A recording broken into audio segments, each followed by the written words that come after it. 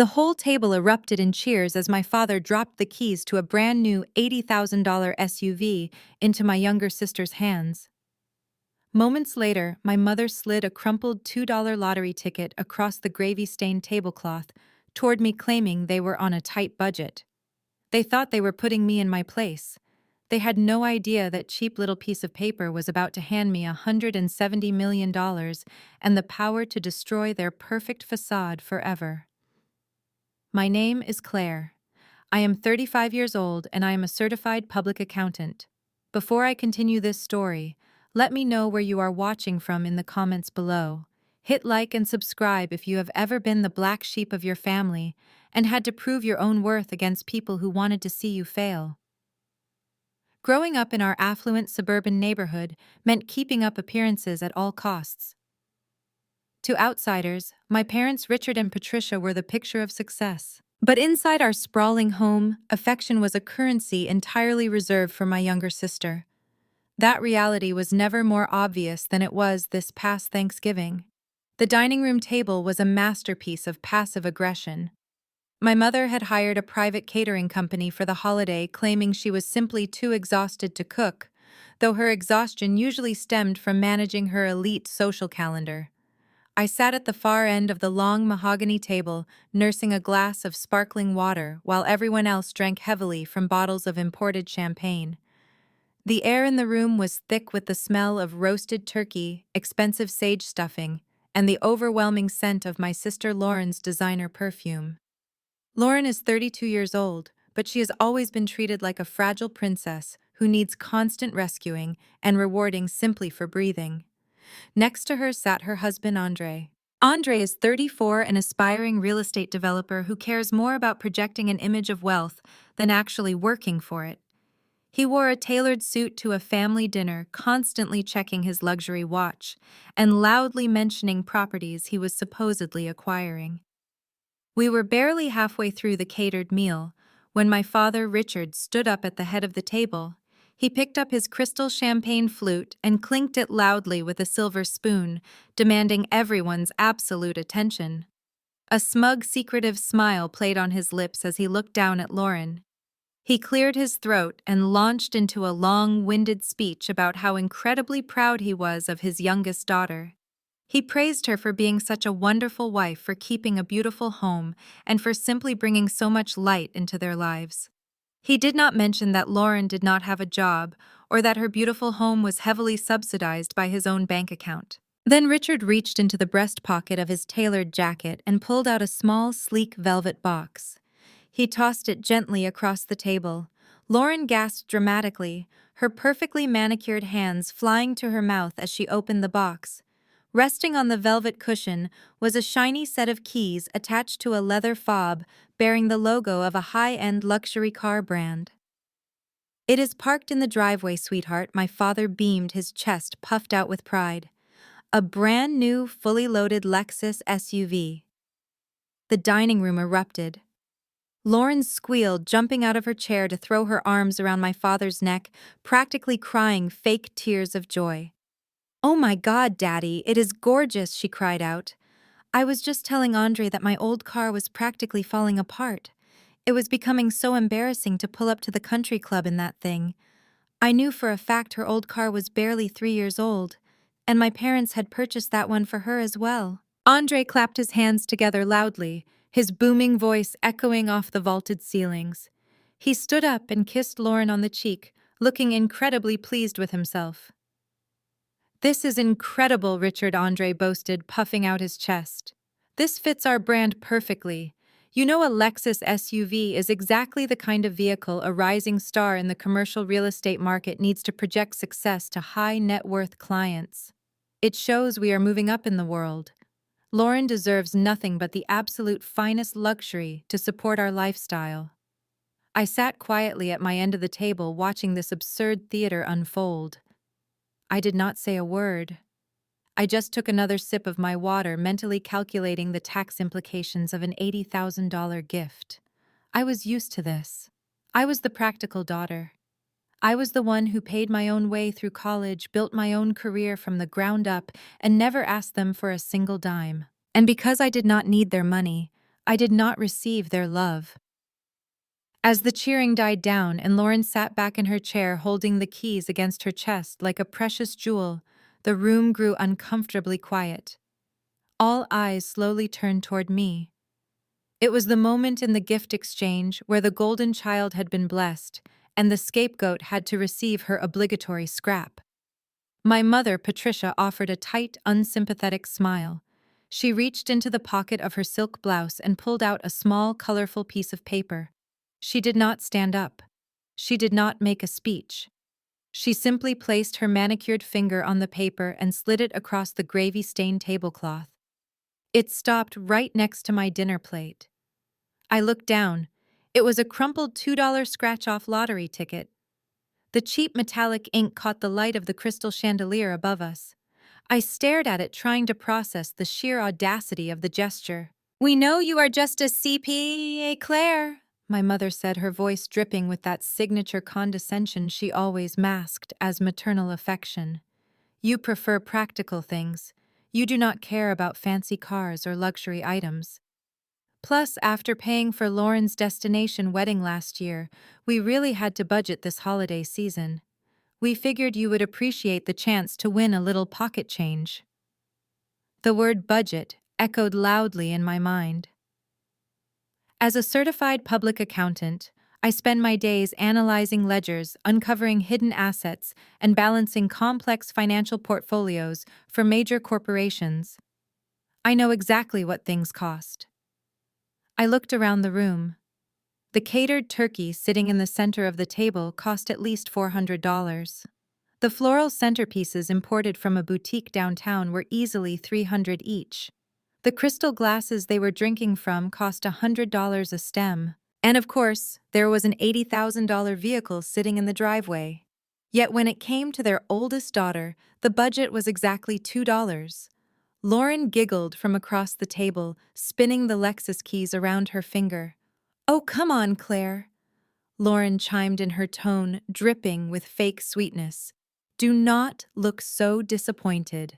Someone actually won $50 on one of those last week.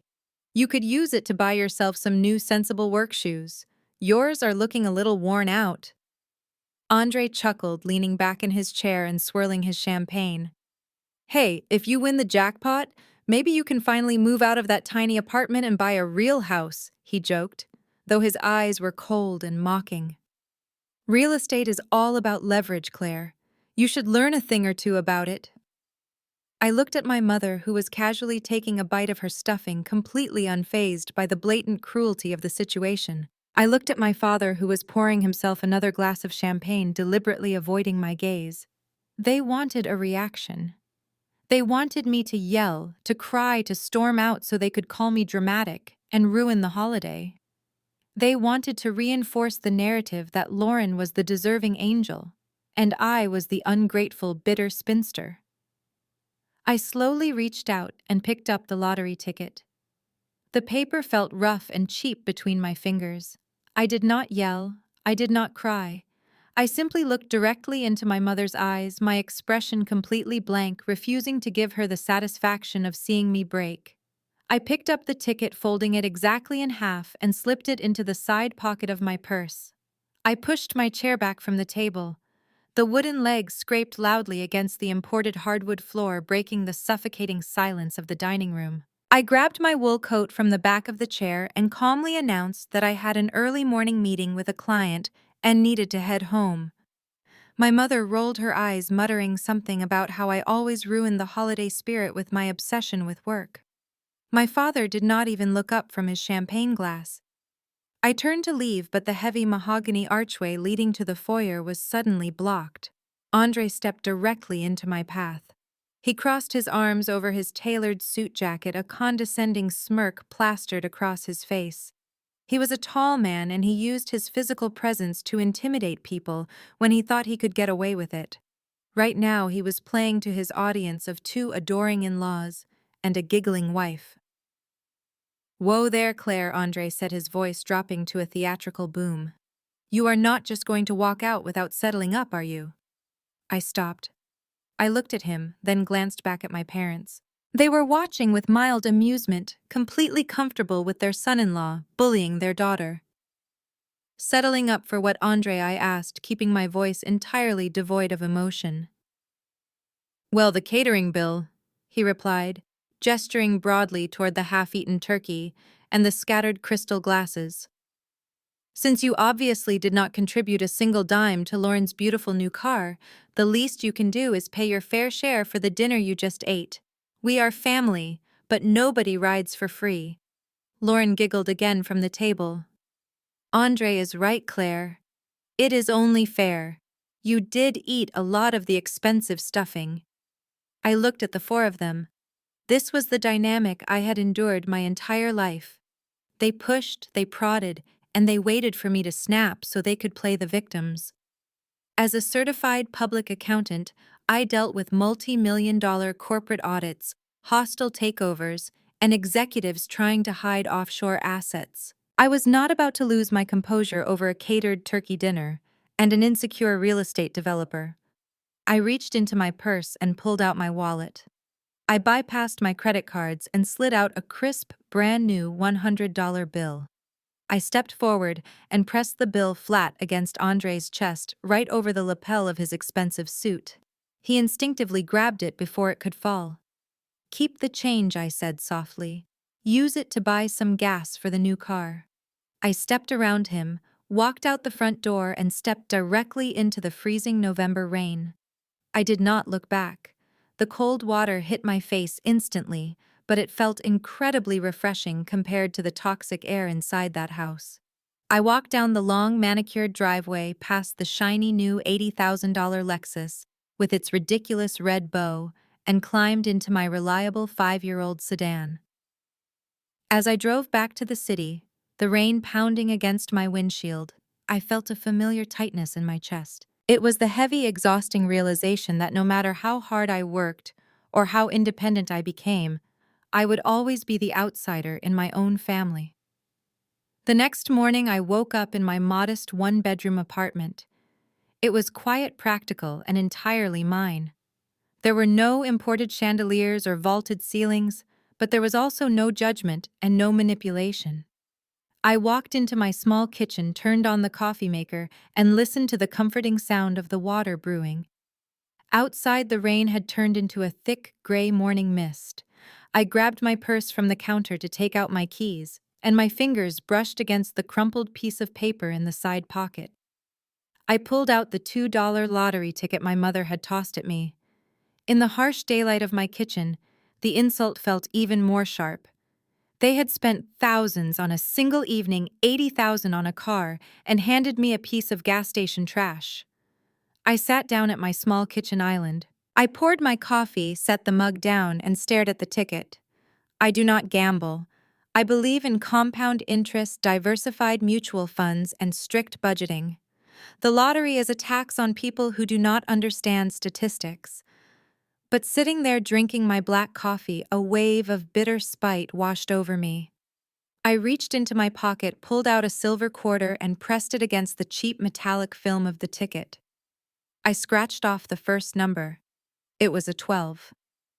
I looked at the winning numbers printed at the top. The first number was 12. I took a sip of coffee. A small coincidence, nothing more. I scratched off the second circle. A 34. I checked the top row again. The second winning number was 34. My hand stopped. The apartment was completely silent except for the low hum of the refrigerator. I pressed the quarter down again, scraping away the gray dust faster this time. The third number was 7. The fourth was 41. The fifth was 55. Every single number matched. My heart began to beat a little faster. As a CPA, my brain immediately tried to rationalize the situation. I assumed it was a gag ticket, a cruel joke my parents had purchased at a novelty store just to watch me make a fool of myself. I flipped the ticket over and read the fine print on the back. It had all the official state lottery, watermarks, the correct barcode, and the exact security features I knew were required by law. It was a real ticket. I flipped it back over. There was one final circle left to scratch. The mega number. The number that determined if you won a free ticket a few $100 or the grand prize. I gripped the edge of the kitchen counter. My knuckles turned white. I pressed the quarter against the final circle and scraped away the film. The number was 18. I slowly dragged my eyes to the top of the ticket. The winning mega number was 18. I stopped breathing.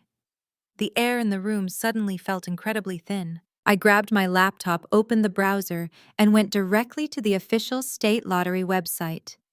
I typed in the draw date for the Thanksgiving night game. The screen loaded. The numbers flashed across the screen in bright, bold font. 12, 34, 7, 41, 55, and 18. Right below the numbers in massive green letters was the estimated jackpot amount. $170 million. I sat entirely frozen.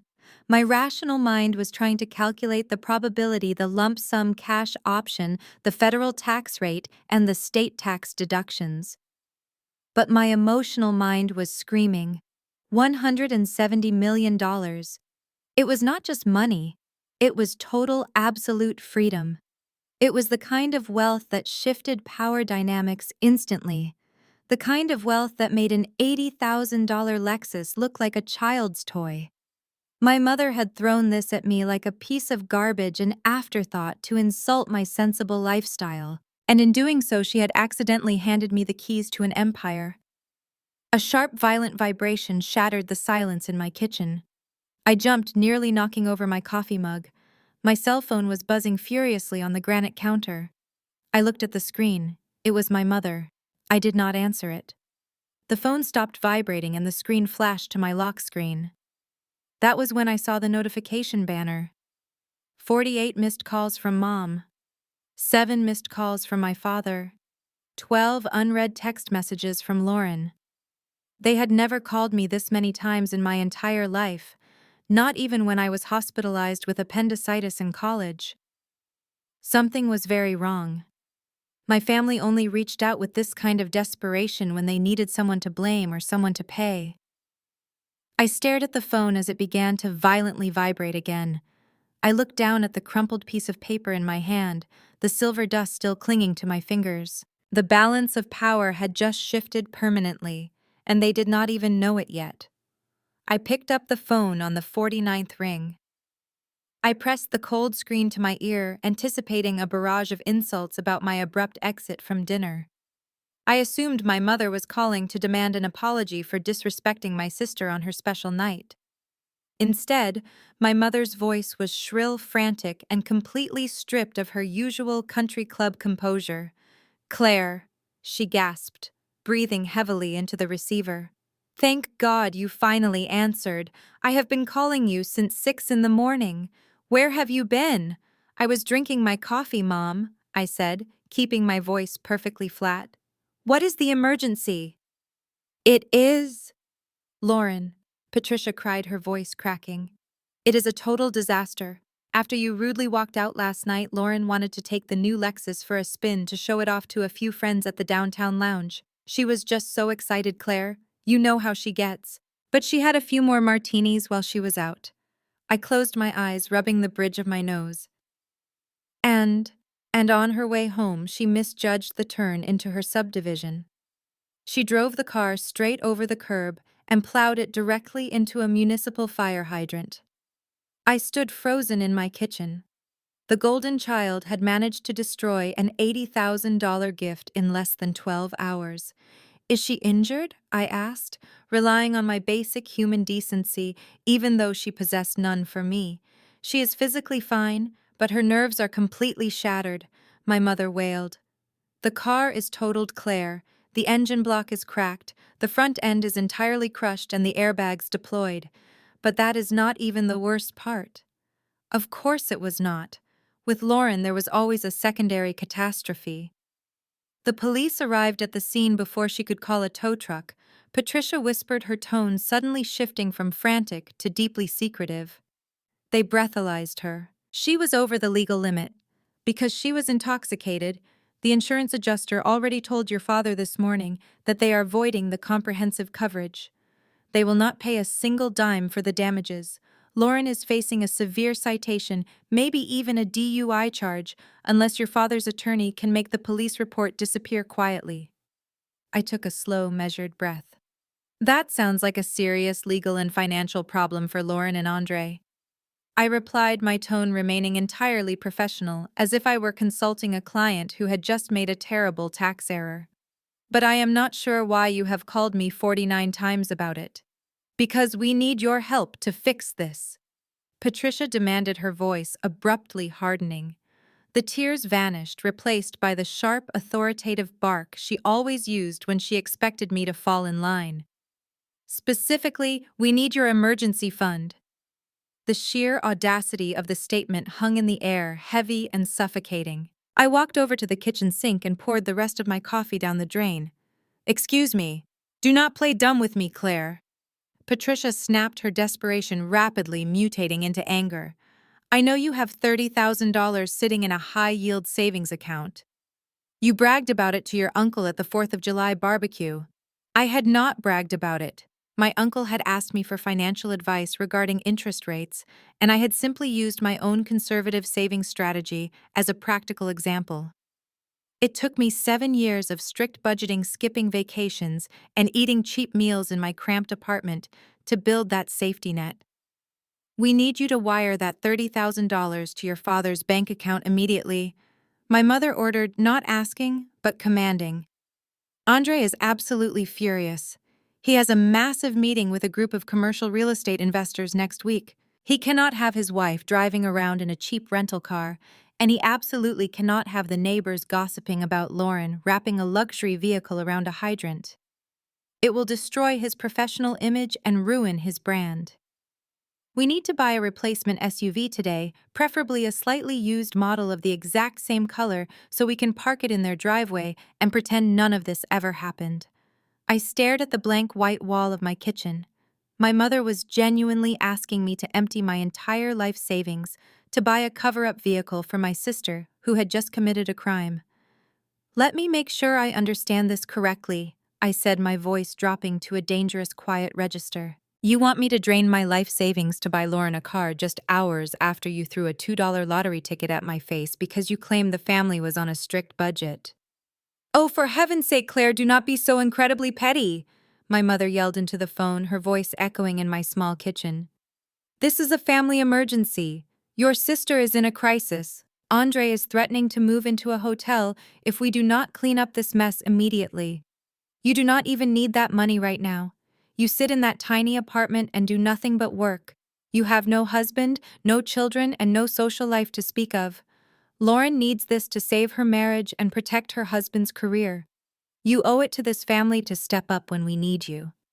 The delusion was absolutely breathtaking. They had handed me a piece of gas station trash to mock my practical, sensible nature. And now, less than a day later, they were aggressively demanding the fruits of that practical nature to clean up the consequences of their own reckless indulgence. I slowly turned my head and looked back at the lottery ticket resting on the granite counter. The silver dust from the scratch-off coating was still scattered next to my coffee mug. $170 million. A few hours ago, $30,000 was my entire safety net. It was my protection against a cruel world. Now $30,000 was less than the interest my new fortune would generate in a single week. I could have paid for a fleet of luxury cars without blinking an eye.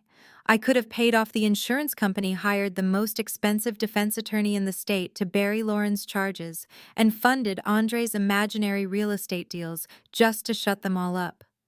But doing so would mean validating 3 decades of emotional abuse. It would mean continuing to be the sacrificial lamb for a family that viewed me as nothing more than a convenient ATM with a pulse. They wanted to strip away my security to maintain their fake perfection. No, I said simply. The line went dead silent for 2 full seconds. What did you just say to me? Patricia gasped, the shock in her voice so profound it sounded as though I had just reached through the phone and slapped her across the face. I said, no, Mom. I am not wiring you a single penny. Claire, you listen to me right now, she hissed, her voice trembling with venom. No, You listen to me. I cut her off, my voice steady and completely unbothered. Lauren made the choice to drink and drive. She can face the legal and financial consequences of that choice like an adult. And if Andre's real estate empire is so incredibly fragile that it crumbles over his wife lacking a luxury car, then maybe he is not the brilliant wealthy businessman he pretends to be. A sharp, sudden gasp echoed through the receiver, followed by the sound of a brief scuffle. I could hear my mother sputtering in the background, her voice muffled as someone yanked the phone directly out of her hand. Then the line went deathly still. "Claire," my father said. His voice was no longer the jovial, booming tone he had used while handing Lauren her car keys the night before. It was a low, dangerous whisper, the kind of voice he only used when he wanted to completely obliterate someone's confidence. "Hello, Dad," I replied, my voice remarkably steady. "Listen to me very carefully," he growled. "You are not going to disrespect your mother, you are not going to insult your brother-in-law, and you are certainly not going to turn your back on your sister. You have spent your entire adult life acting like you are better than us because you live in your own little world and pay your own bills. But you are still part of this family, and right now your family requires $30,000. You will wire the money by noon today, and you will apologize to your mother for your insolence." I leaned against my kitchen counter, staring down at the silver scratch-off dust. "I am not wiring you anything," I said firmly. "Lauren committed a crime. She needs a lawyer, not a cover-up car." A dark, humorless chuckle vibrated through the phone. "You really think you hold the cards here, do you?" Richard mocked. "You think because you have a little safety net you can dictate terms to me? Let me remind you of something, Claire. You owe me." "I owe you nothing," I shot back. "I have paid for my own life since the day I moved out." "Is that so?" my father sneered. "What about the $20,000 I loaned you to finish your accounting degree?" My blood ran cold. The sheer deviousness of the threat hit me like a physical blow. When I was 22 years old, struggling to cover my final semesters of college and my CPA exam fees, the bank denied my student loan application due to a minor credit issue. My father had stepped in, playing the role of the benevolent patriarch, and offered me a personal loan of $20,000. He made me sign a formal promissory note. For the next 3 years, I worked 2 jobs, living on ramen noodles and skipping every social event just to pay him back. Because he preferred to avoid taxes, he demanded I pay him in cash installments. "I paid that loan back in full 8 years ago, Dad," I said, my voice tightening with a mixture of anger and disbelief. "Every single penny. I handed you the final envelope of $5,000 in your own study the day after I passed my licensing exam." My father laughed again, a cruel echoing sound. "Is that right? Because I am looking at my ledger right now. Claire and I do not see a single bank transfer. I just see a very generous father who funded his ungrateful daughter's education and a daughter who completely defaulted on her legal agreement." "I paid you in cash," I repeated, my knuckles turning white as I gripped the phone. "You know exactly what I did. Cash." "What cash?" he said, his tone dripping with fake innocence. "Do you have a receipt, Claire? Do you have any written acknowledgement that the debt was satisfied? You are a certified public accountant. You should know better than anyone in the world that if there is no paper trail, it never happened."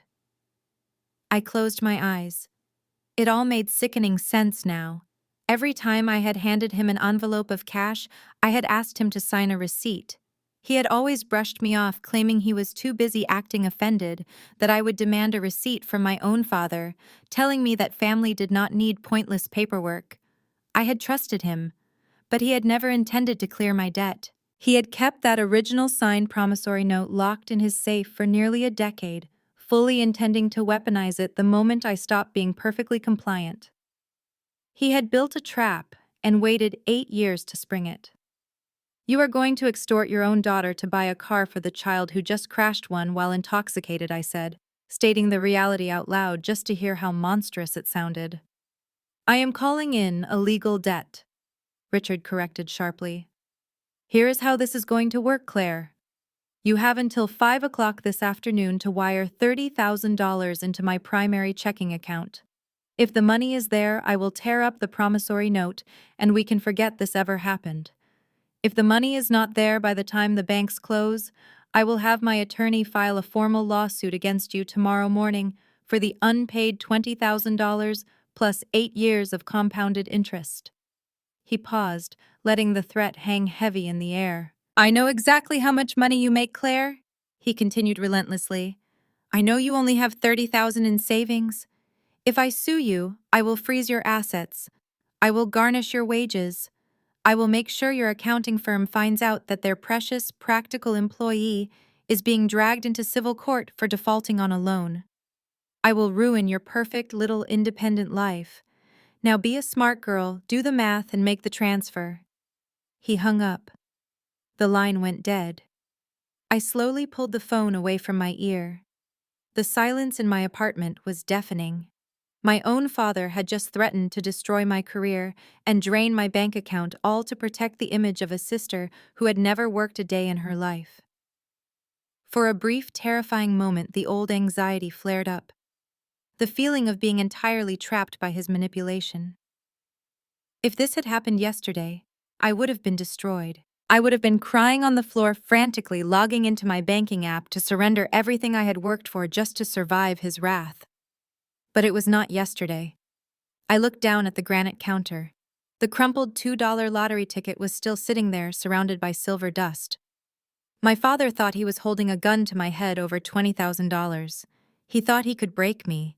He had absolutely no idea that I was standing there holding a nuclear code worth $170 million. I did not cry. I did not panic. A cold, absolute calm washed over my entire body. I picked up the ticket, placed it carefully inside a plastic sandwich bag, and zipped it shut.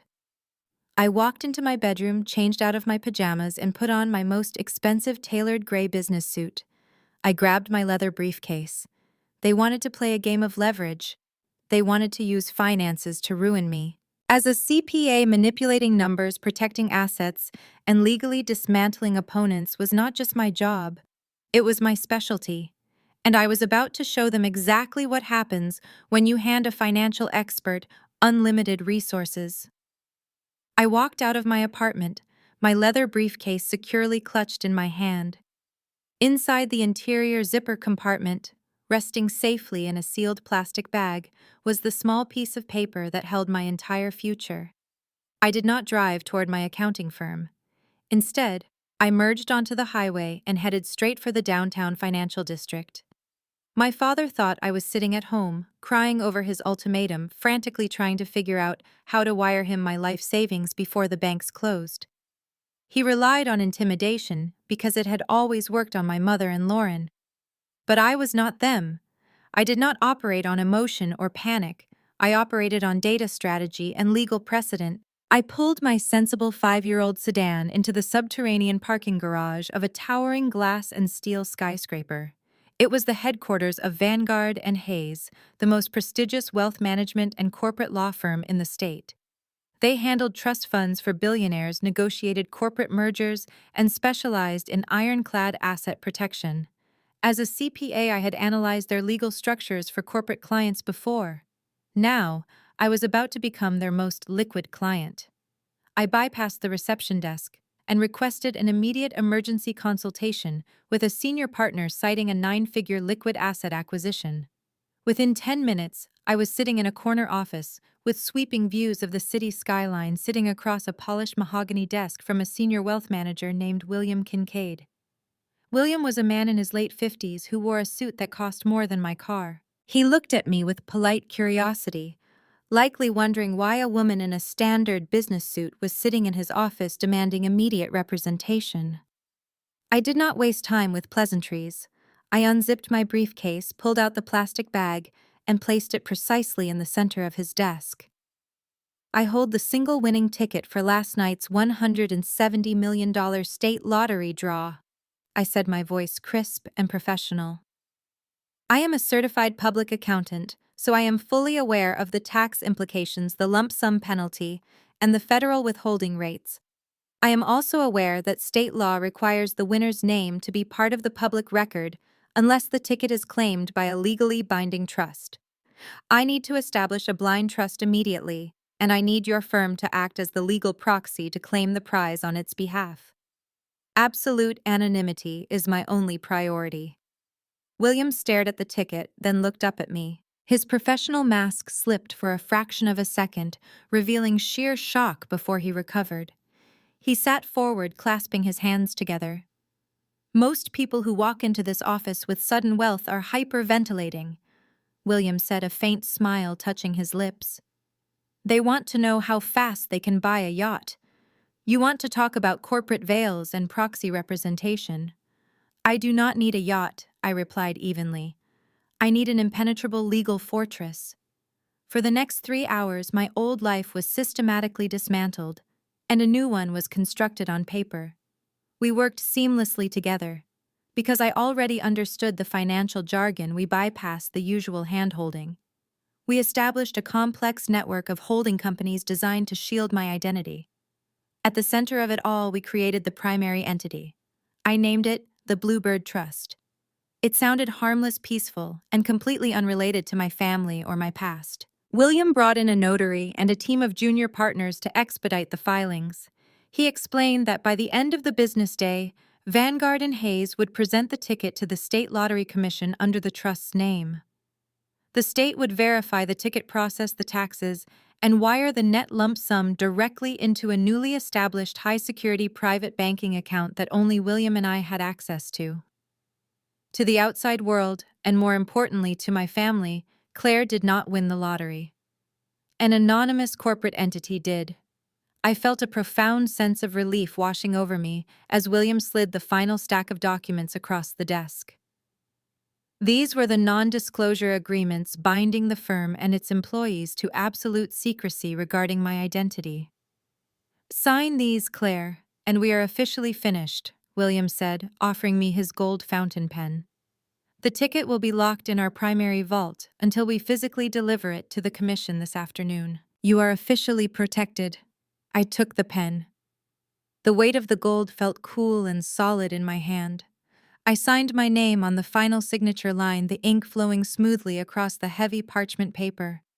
For the first time all day, I allowed myself to smile. It was done. I was free. I was insulated from my father's threats, from my mother's manipulation, and from my sister's reckless entitlement. I handed the pen back to William. He stood up, extending his hand across the desk to congratulate me. Just as my fingers brushed his, a sharp, jarring chime echoed from my briefcase. It was a high-priority alert tone from my cell phone. I pulled my hand back, reached into my bag, and retrieved the phone.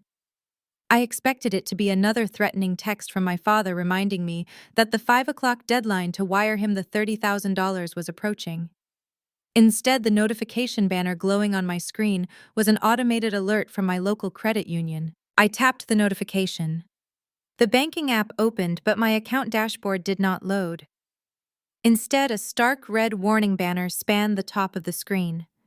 "Account access suspended. Your assets have been frozen pursuant to a court-ordered emergency injunction. Please contact the legal department for further information." I stared at the red text, my breath catching in my throat. I tapped the screen again, trying to refresh the page, but the warning remained. My checking account, my savings account, even the small emergency fund I used for daily expenses, everything was locked down. The balance showed 0 available funds. My father had not waited until 5 o'clock. He knew I was stubborn and he knew I was smart. So he had struck first. He had actually hired a sleazy attorney to file an ex parte emergency injunction against me first thing in the morning, lying to a judge about a fraudulent debt to freeze my assets before I could move them. He wanted to paralyze me. He wanted to make sure I could not even buy a cup of coffee or pay my rent without begging for his mercy. William noticed the shift in my expression. "Is everything all right, Claire?" he asked, his tone instantly shifting from congratulatory to deeply concerned. I looked up from the frozen screen. The smile was gone from my face, replaced by a cold, calculating focus.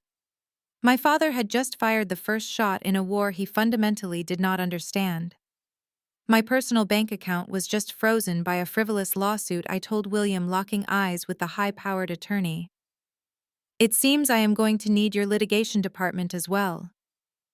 William Kincaid assured me his elite litigation team would have my father's frivolous injunction crushed by a judge within 48 hours. My $170 million was safe, completely shielded by ironclad corporate veils and quietly sitting in the newly established private accounts of the Bluebird Trust. With my financial armor securely fastened, I left Vanguard and Hayes and drove straight to my own office. I needed to finish out my Friday afternoon as if absolutely nothing had changed. I worked as a senior auditor at Pinnacle Financial Partners, a highly respected mid-sized accounting firm located right in the heart of the city's business district. The lobby of Pinnacle was an expansive space designed to project stability and wealth. It featured polished white marble floors, frosted glass partitions, and a quiet, hushed atmosphere of total professionalism. It was 2 in the afternoon prime hours for our high net worth clients to be coming in and out for their quarterly portfolio reviews. I walked through the revolving glass doors, nodding politely to our front desk receptionist, a sweet woman named Diane, who was busy sorting through a stack of courier packages. Before I could even swipe my keycard at the security turnstile to enter the main bullpen, the heavy revolving doors behind me practically exploded open. I turned around to see my sister Lauren storming into the lobby. She was wearing massive designer sunglasses despite the overcast weather and an oversized cashmere coat that looked completely out of place. Right behind her was her husband Andre. He looked furious, his jaw tightly clenched, marching with a heavy, aggressive stride that immediately drew the attention of the security guard near the elevators. Lauren did not just walk up to me to have a conversation. She threw herself right into the exact center of the lobby and immediately began a theatrical display that belonged on a daytime soap opera. She ripped her expensive sunglasses off, revealing eyes that she had clearly rubbed raw in the car to simulate intense, agonizing crying. "Claire, how could you do this to our family?" Lauren wailed. Her voice was deliberately amplified. It bounced off the marble walls and cut through the quiet hum of the office like a siren. Several older clients sitting on the plush leather waiting couches immediately lowered their financial magazines, their eyes wide with shock. Junior accountants who were walking through the lobby with stacks of folders stopped dead in their tracks. The entire room froze. I stood there, my leather briefcase held loosely in my hand, watching my 32-year-old sister throw a literal tantrum in my place of business. "Lauren, I suggest you lower your voice immediately," I said calmly. "You are in a professional corporate environment." "I do not care about your professional environment," Lauren screamed, pointing a violently shaking finger directly at my face. "You stole from Mom and Dad. You drained their retirement accounts. They are going to lose their house because of you." The lobby gasped. In the accounting world, trust and absolute financial integrity are the only currency that matters. Being accused of stealing from your own parents' retirement fund in the middle of your own firm's lobby in front of your own clients is a career death sentence. Andre stepped forward, puffing his chest out beneath his tailored suit, trying to look physically imposing and protective. "We know everything," Claire Andre bellowed, ensuring every single person in the room could hear his booming voice. "Your father told us you refused to pay back the thousands of dollars you owe him. He had to take legal action this morning just to stop you from hiding the stolen funds. He froze your bank accounts. You are a complete fraud." The murmurs started instantly. I could see Diane, the receptionist, holding her hand over her mouth. I saw one of my colleagues step out from behind a frosted glass partition, staring at me with a mixture of horror and pity. Then I saw my firm's managing partner, David, step out of a glass conference room down the hall. His brow was deeply furrowed as he took in the chaotic, embarrassing scene unfolding in his pristine reception area. They thought this would break me. This was my parents' ultimate strategy, executed perfectly by their golden child. They knew I valued my career and my professional reputation above almost everything else. They thought that by bringing the conflict out of the shadows and staging a massive public spectacle, I would crumble under the weight of the humiliation. In the past, they would have been entirely right. The old Claire would have been terrified. I would have grabbed Lauren by the arm, dragged her into a private room, and promised to do whatever she wanted just to make the screaming stop. I would have agreed to wire the $30,000 just to save my job and clear my name. But I was no longer the desperate, financially anxious woman who had sat at that Thanksgiving table. I was the silent, anonymous owner of a 9-figure trust fund. Their threats were like a toddler throwing pebbles at a fortress. Lauren collapsed onto one of the expensive leather waiting couches, burying her face in her hands and sobbing loudly.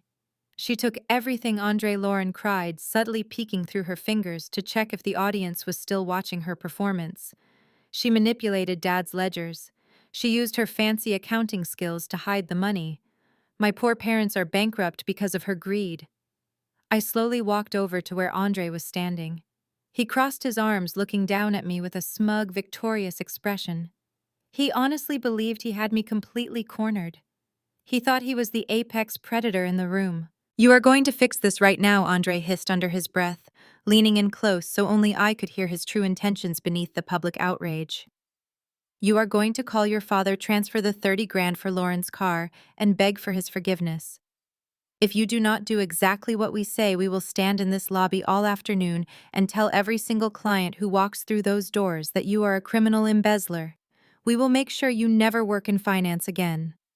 I looked at Andre's expensive tie. I looked at Lauren's fake, dry, heaving sobs on the couch. I did not panic. I did not raise my voice to defend myself against the absurd allegations. As a CPA, I knew that the best way to destroy a loud, emotional liar was with quiet, undeniable documentation. I unlocked my iPad, tapped the screen a few times, and prepared to show Andre exactly what kind of woman he had married. Andre stood there with his chest puffed out beneath his expensive tailored suit, fully expecting me to cower. He genuinely believed that his loud, booming voice and his aggressive physical posturing would be enough to break my spirit. He thought that by threatening my professional reputation in the middle of my own firm, I would immediately pull out my phone, call my father, and beg to wire over my entire life savings just to make the public humiliation stop. In his mind and in Lauren's mind, I was nothing more than a convenient ATM that could be kicked until it dispensed cash. But screaming in a corporate lobby does not alter a balance sheet. Intimidation does not change public tax records. I did not flinch. I did not offer a tearful apology to appease his fragile ego, and I certainly did not reach for my phone to call my father. Instead, I maintained an icy, absolute calm. I slowly unclasped the brass lock on my leather briefcase and reached inside, bypassing the Ziploc bag that held my new fortune, and pulled out my firm-issued iPad.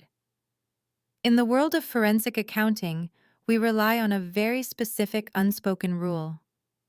The loudest, most emotionally volatile person in the room is almost always the one with the most to hide. When my mother had called me that morning, aggressively demanding $30,000 to protect Andre's supposedly pristine real estate brand, my professional curiosity had naturally been piqued.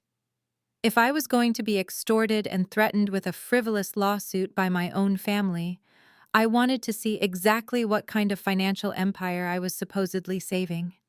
It takes less than 3 minutes for a certified public accountant to access a county clerk's public database. While I was sitting in my car in the subterranean parking garage before walking up to the office, I had run a standard property search on the massive 5-bedroom colonial home my sister and brother-in-law lived in. It was the home my father constantly bragged about at family gatherings. The home that proved Lauren was winning at life while I was just a sad practical spinster in a tiny apartment. I tapped the screen of the tablet, bringing it to life. The bright glow illuminated my face. The entire lobby of Pinnacle Financial Partners was still holding its collective breath, waiting for my reaction to the brutal accusations Lauren had just hurled at me. I stepped right up to Andre. I was several inches shorter than him, but in that exact moment, I held all the actual power in the room. "Andre," I said, keeping my voice at a perfectly conversational, even volume. The quietness of my tone only made it sound more piercing in the silent, echoing lobby. "You claim you are a rising star in the commercial real estate market. You claim your personal brand is built on massive leverage and luxury. You are willing to stand in my place of business, scream at me in front of my clients, and threaten my entire career over a replacement SUV for your wife. So, as a financial professional, I have to ask you a very simple question. Andre glared at me, his jaw pulsing with barely contained rage. What are you talking about, Claire? He snapped, waving his hand dismissively. Stop stalling and call your father right now before I make sure your boss fires you. I ignored his command entirely.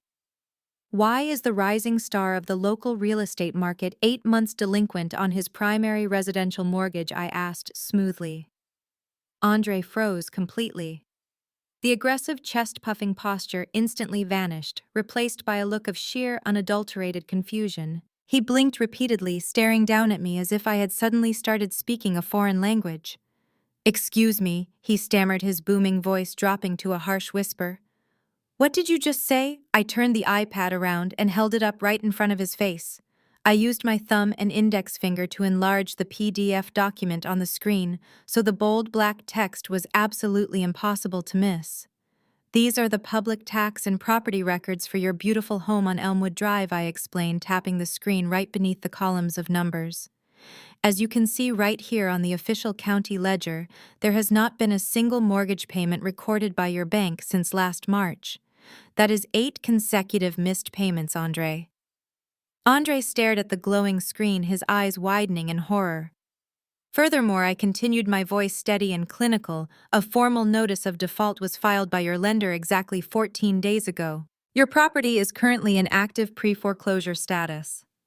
If the staggering arrears and the accumulated late fees are not satisfied by the end of this month, the bank is legally scheduled to seize your home and auction it off to the highest bidder. Andre looked as though I had just physically struck him in the stomach. He reached out with a trembling hand and took the iPad from my grasp. He stared at the document, his eyes darting frantically back and forth across the legal terminology, reading the terrifying numbers for himself. I could literally see the blood draining from his face. His perfectly constructed wealthy persona was crumbling into dust in real time. But that is impossible, Andre muttered, his voice shaking so badly it was barely audible. We have the money. I transfer my half of the mortgage directly into the joint household checking account on the first of every single month.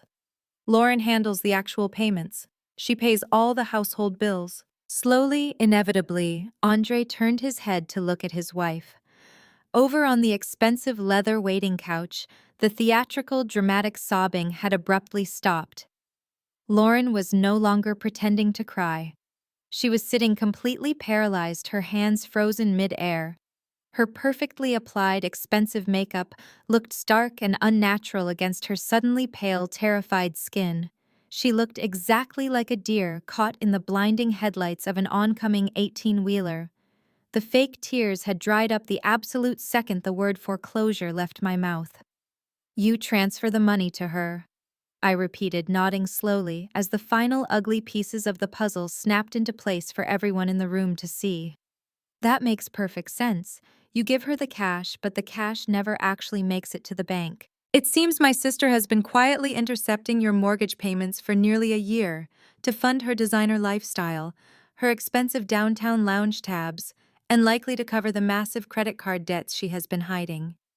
She has been throwing away the past due notices and deleting the bank warning emails before you could see them. Lauren's mouth opened and closed, but no sound came out. She was suffocating on her own lies. You did not know, did you? Andre, I asked, watching the devastation wash over his face. You had absolutely no idea you were sleeping next to a woman who is about to make you completely homeless. The silence in the lobby was now heavy and oppressive. The high-net-worth clients who had been watching the spectacle with deep disapproval were now watching with undisguised shock. The aggressive bullying man who had threatened to destroy my life just 2 minutes ago was now staring at his own financial execution order. He scrolled down the document himself, verifying the official bank stamps the county registrar seals, and the staggering sum of the delinquent balance. It was all there in black and white. It was undeniable mathematical proof of Lauren's massive deception. My sister had always been a master of illusion. She wore Prada, she drove an $80,000 Lexus, and she constantly looked down on my sensible shoes and my modest lifestyle. But underneath the expensive perfume and the golden child status, she was drowning in a self-made ocean of debt. She had built a fragile house of cards, and instead of taking responsibility for her catastrophic failures, she had driven over here to try and extort my life savings to patch the holes. She was not just trying to buy a replacement car today. She was desperately trying to secure $30,000 to stall the bank before the foreclosure became public knowledge. When her extortion attempt failed, she had tried to ruin my reputation as a distraction. But facts do not care about screaming, spreadsheets do not care about fake tears. And the brutal truth was now glaring right back at them on a glowing tablet screen. For a long, agonizing moment, the only sound in the lobby was the quiet hum of the air conditioning system. Andre stared at the iPad, the reality of his impending financial ruin reflecting in his dark eyes. I watched the realization wash over him. I watched him comprehend that the woman sitting on the couch had been systematically robbing him blind to maintain a superficial illusion of wealth. But narcissists do not surrender when they are cornered. They simply change the reality of the room. Lauren suddenly shattered the silence with a loud, hyperventilating shriek. She lunged forward off the leather couch, her manicured nails practically clawing the iPad out of her husband's hands. She threw the tablet aggressively onto the glass coffee table. "Do not look at that," Andre Loren screamed, her voice cracking with a terrifyingly authentic-sounding desperation. "It is a fake. It is a complete fabrication. I cannot believe you would stoop this low, Claire." Andre blinked, momentarily stunned by her explosive reaction. "What do you mean it is a fake?" he asked, his voice wavering between confusion and the desperate hope that his wife was telling the truth. "She photoshopped it," Lauren cried, grabbing Andre by the lapels of his expensive suit and burying her face against his chest. "She hacked the county database to frame me." "Think about it, Andre. She is a certified public accountant. She spends her entire life on computers looking at financial records. She knows exactly how to manipulate numbers and create fake documents. She is just trying to destroy our marriage because she is incredibly jealous of everything we have built together." I stood there genuinely marveling at the sheer audacity of her lie. Hacking a secured government database to falsify a property tax record was a major federal crime. It was an entirely absurd accusation. Anyone with an ounce of logical reasoning would know that a county clerk's public ledger could not be altered from an iPad in a corporate lobby. But Andre did not want to use logical reasoning. I watched the gears turning in his head. If he accepted my proof, he had to admit that he had been completely conned by his own wife.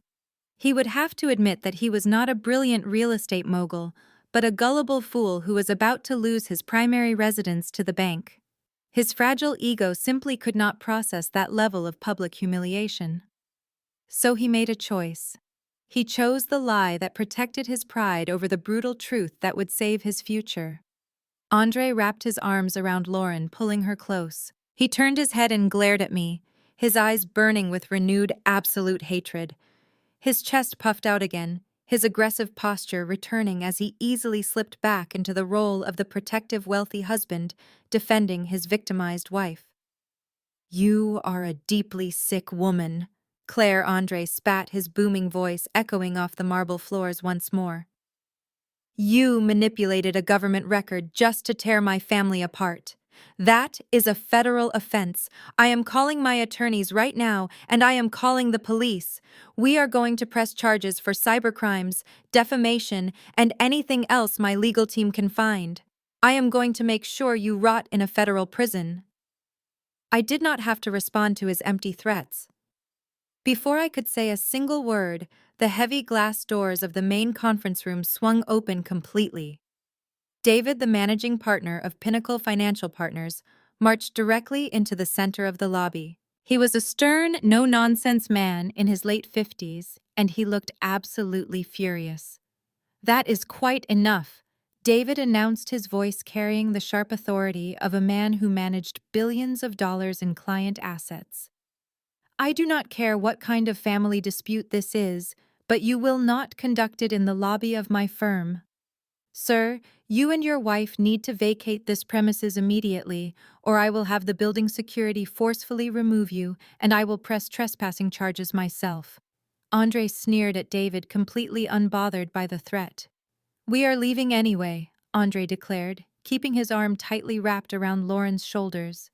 "You should really check the background of the people you hire, pal. You have a criminal working in your audit department."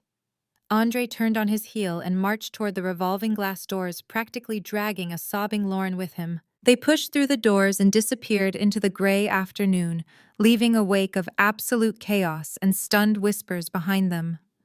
I bent down, picked up my iPad from the glass table, and turned to face my boss. "I am incredibly sorry about that disruption, David," I said, keeping my tone perfectly level and professional. "My sister is currently dealing with a severe personal financial crisis and chose to act out inappropriately. I assure you, it will not happen again." David did not look relieved. He did not offer a sympathetic smile. He simply looked at me with a profound sense of corporate exhaustion. "Claire, come into my office, right now."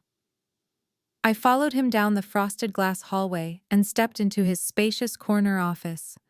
He closed the heavy door behind us, cutting off the murmurs from the bullpen. He walked over to his desk, but he did not sit down. Instead, he picked up a printed sheet of paper from his leather blotter and handed it to me. I looked down at the paper. It was a formal legal notice. 10 minutes ago, our corporate legal department received an urgent notification from a superior court judge. David explained, his voice stripped of all its usual warmth. "It is an emergency injunction filed by your father, Richard. The injunction legally compels this firm to freeze any direct deposit payroll transfers to your bank accounts, citing a pending civil lawsuit regarding stolen funds and defaulted loans." I took a slow breath, staring at the legal document. My father had truly covered every single base. He had not just frozen my personal checking account to starve me out. He had actively contacted my employer to intercept my income, ensuring that my professional reputation was completely dragged into his web of lies. He wanted me penniless, disgraced, and utterly dependent on his mercy. "David, the claims in that lawsuit are completely fraudulent," I stated calmly. "My father is attempting to extort me over a family dispute.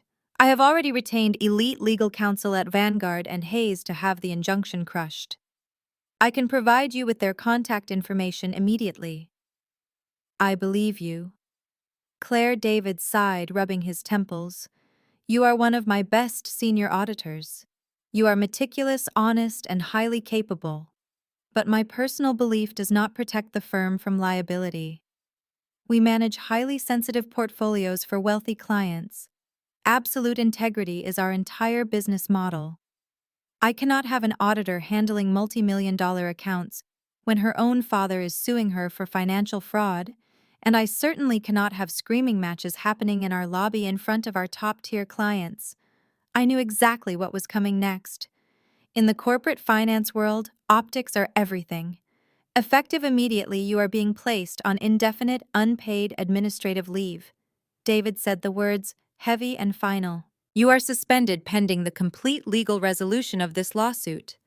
I need your office keycard, your corporate credit card, and your secure building pass. You are not to contact any of your clients." I did not argue. I did not cry or beg for my job, which clearly surprised him. I simply nodded my head. I unclipped my security badge from my lapel, pulled the corporate card from my wallet, and placed them both neatly on his desk. "I understand, David. Thank you for your time," I said. I walked out of his office, went to my cubicle, and packed my personal belongings into a small cardboard box. I felt the eyes of my colleagues burning into my back. They were whispering, wondering if the quiet, practical girl in the sensible shoes was actually a master criminal who had robbed her own parents. I walked back through the lobby, pushed through the revolving doors, and stepped out into the damp, cold city air. By all standard metrics, my life had just been completely destroyed. In the span of a single afternoon, my sister had publicly humiliated me. My father had successfully frozen every dime I had in the bank, and my boss had stripped me of the career I had spent 10 years building. I had no job, no access to my savings, and a family actively plotting to ruin my future. According to my father's plan, this was the exact moment I was supposed to break.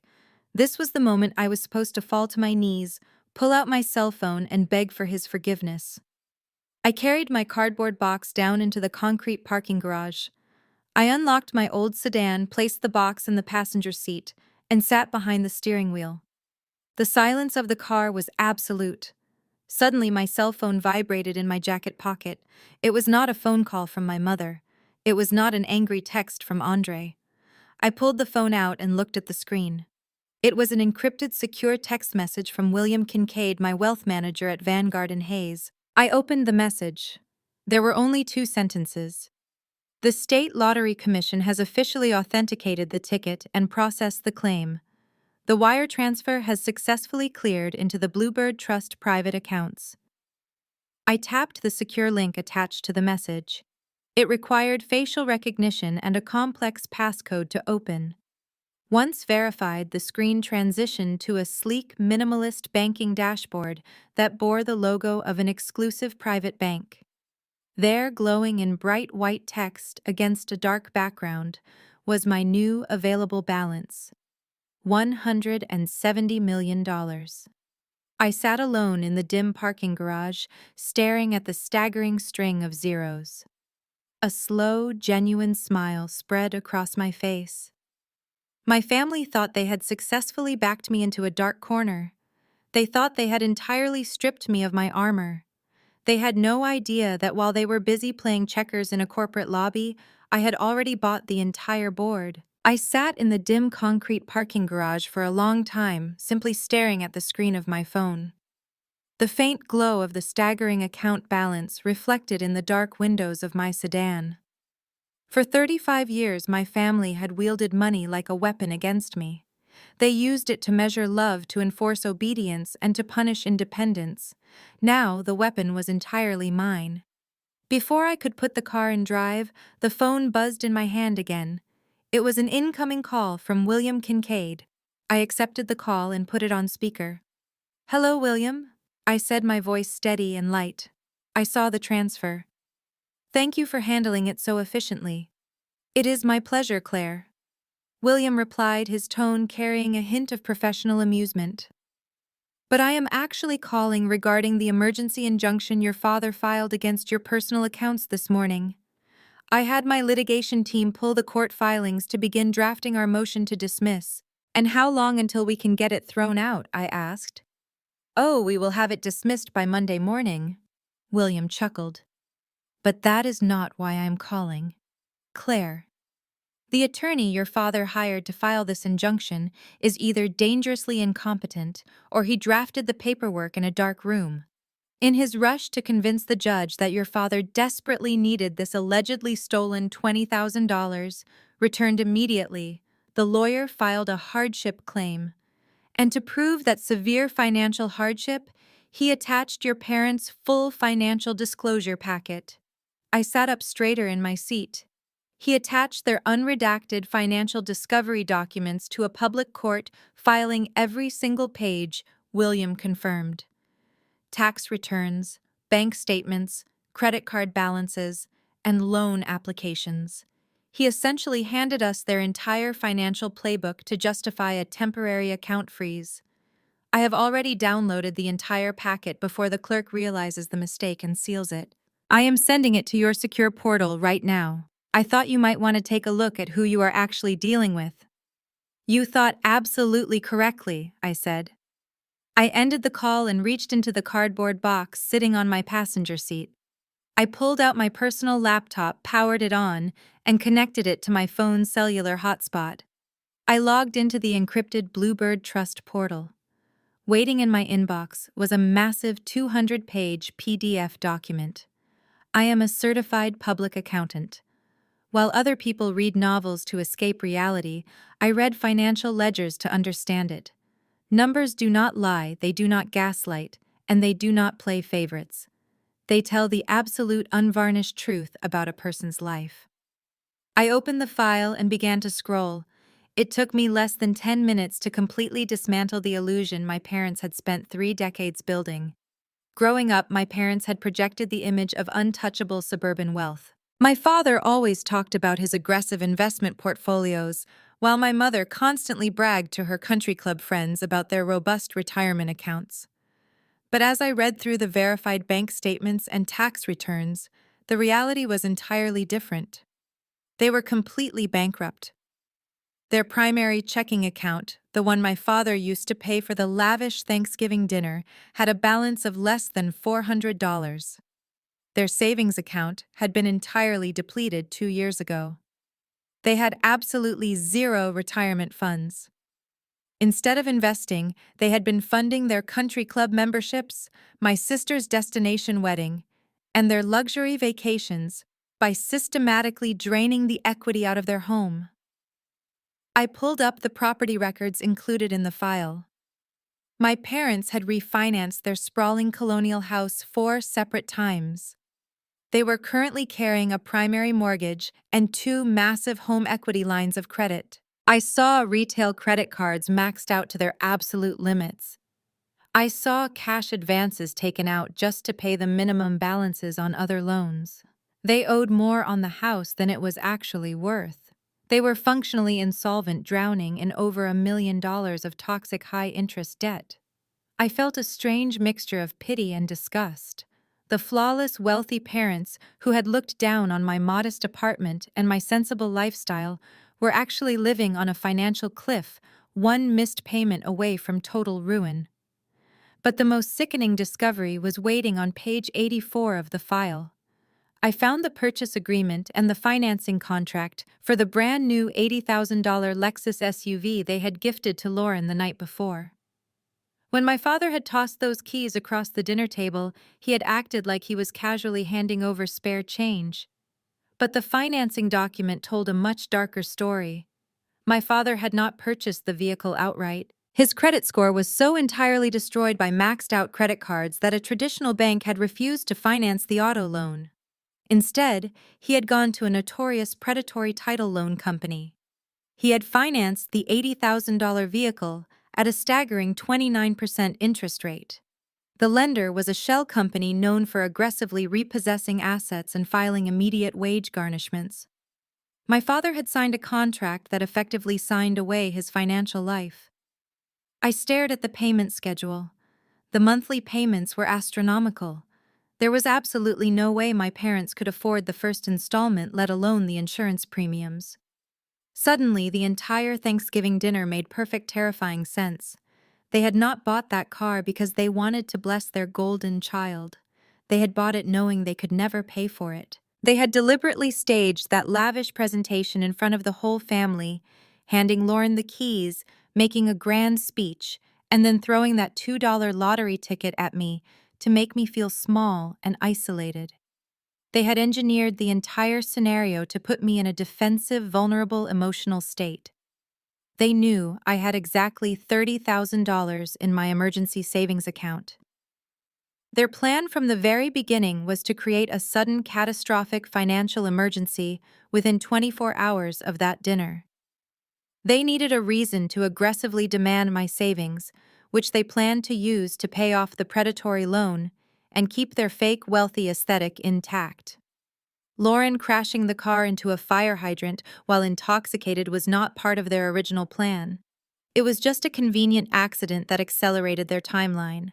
But the extortion was always premeditated. My mother calling me 49 times, my father threatening to sue me over a fake college loan debt, Lauren showing up at my office to try and get me fired.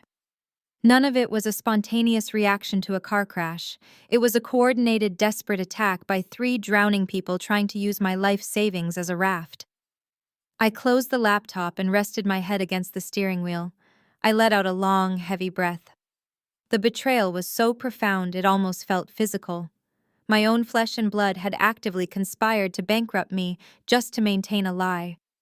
They were willing to destroy my career, freeze my bank accounts, and publicly humiliate me, all so Lauren could drive a luxury car and my father could pretend to be a rich man. They had played a very dangerous game of financial terrorism, but they had fundamentally miscalculated their target. They thought they were hunting a frightened, compliant daughter. They did not know they had just declared war on a woman with unlimited resources and nothing left to lose. I placed the laptop back into the cardboard box. I started the engine of my car and drove out of the parking garage, merging into the late afternoon city traffic. I did not feel sad anymore. I did not feel the lingering sting of childhood rejection. I only felt a cold, absolute clarity. My father wanted to use the legal system to ruin me. My sister wanted to use public humiliation to break me. I was going to let them try. I was going to let them dig their own graves as deep as they possibly could, and then I was going to buy the dirt. I had barely merged onto the interstate when the dashboard screen of my sedan lit up with an incoming call. The caller identification displayed my mother's cell phone number. I let it ring 4 times, listening to the rhythmic chime echoing through the quiet car. I needed her to think I was hesitating. I needed her to believe I was sitting somewhere in a panic, terrified of what my family had just done to my life. On the 5th ring, I pressed the button on my steering wheel to accept the call. I did not say hello. I just let the silence stretch across the line. Claire. My mother gasped. Her voice was trembling, thick with heavy, dramatic tears. "Oh, Claire, thank goodness you picked up. I have been sick with worry all afternoon." I kept my eyes on the road ahead. "What do you want, Mom?" I asked, keeping my tone intentionally hollow, as if the fight had been completely drained out of me. "I am so incredibly sorry," Patricia sobbed. Her crying sounded entirely rehearsed, the kind of theatrical weeping she used to get out of speeding tickets or to manipulate the country club seating arrangements. "I had absolutely no idea your father was going to go that far. When he told me he had his lawyer freeze your bank accounts this morning, I screamed at him. And then Lauren called me crying from your office lobby. She said your managing partner suspended you. Claire, my sweet girl, my heart is just broken for you." I gripped the steering wheel a little tighter. The sheer precision of her lies was breathtaking. She was attempting to play the role of the helpless, sympathetic mother, completely throwing my father and my sister under the bus to position herself as my ally. But her timeline was flawed. If she was truly horrified by my father freezing my accounts, she would have called me the second he did it, not hours later, after ensuring my firm had suspended me. She was calling now because the first 2 phases of their attack had been successfully executed. I was jobless and penniless. Now it was time for the final phase. "Dad said he is going to sue me for $20,000. I said, making my voice waver just enough to sound thoroughly defeated. "I cannot even buy groceries right now. My account balance is 0. "I know, sweetheart, I know." Patricia cooed, her voice dripping with predatory comfort. "Your father is just under so much pressure at work right now, and he lost his temper. You know how stubborn he can be when he feels disrespected. But he does not actually want to ruin your life. We are family, Claire. Families fight, but we never abandon each other. We want to fix this. We want to drop the lawsuit and lift the freeze on your accounts today." "And how exactly do we do that?" I asked. "Your father and I want you to come to dinner tonight," Patricia said, her voice softening into a gentle, inviting purr. I booked the private dining room at the Oak Creek Country Club for 7 o'clock. It is completely private, very quiet, and perfectly neutral territory. Just the family. We can sit down, have a nice meal, and sort out this entire misunderstanding. Your father is ready to tear up that old promissory note, Claire. You just need to show up, apologize for walking out on Thanksgiving, and we can put this ugly mess behind us. Please, honey, let us heal our family." I stared through the windshield at the gray city skyline. Oak Creek Country Club was the epicenter of my parents' fake, wealthy aesthetic. It was where they went to project power and demand respect from the local suburban elite. Inviting me to a private room on their turf was not a peace offering, it was a carefully orchestrated ambush. My accounting brain instantly calculated the variables. My parents were drowning in over $1 million of toxic debt. They had a massive title loan payment due on a totaled Lexus. Lauren was facing imminent foreclosure. They did not want to heal our family. They wanted to get me into a room where I felt physically and emotionally trapped, likely surrounded by my father's intimidating presence, so they could force me to sign over my $30,000 savings account in exchange for releasing the freeze on my checking account. They thought I was desperate enough to take the deal just to get my life back. "I do not know, Mom," I whispered, playing the part of the broken daughter flawlessly. "I do not have anything appropriate to wear to Oak Creek, and I do not know if I can face Dad right now." "You do not need to dress up, Claire." Patricia insisted, a sudden edge of panic slipping through her warm facade. She needed me in that room. "Just come as you are. We just want to see you. Please promise me you will be there." I let out a long, shaky sigh. "Okay, Mom. I will be there at 7. "Oh, thank you, Claire," she cried, relief washing over her voice. "I love you so much. We will see you soon." She hung up the phone. The line went dead. The moment the call disconnected, the hollow, defeated expression vanished entirely from my face. I sat up straight, rolling my shoulders back against the leather seat of my car. A sharp, genuine smile touched the corners of my mouth. My mother thought she was a master manipulator setting a brilliant trap for a wounded bird. She had absolutely no idea she was trying to bait a predator. I pressed the voice command button on my steering wheel and told the system to call William Kincaid at Vanguard and Hayes. He answered on the first ring. "William, I need a favor," I said, my voice crisp, commanding, and fully restored to its natural strength. "And I need it arranged within the next 2 hours." "Whatever you need," Claire, William replied instantly. "The trust has unlimited resources. My parents just invited me to a family healing dinner at their country club tonight," I explained, checking my rearview mirror as I took the exit toward my apartment. "They intend to ambush me and extort my savings.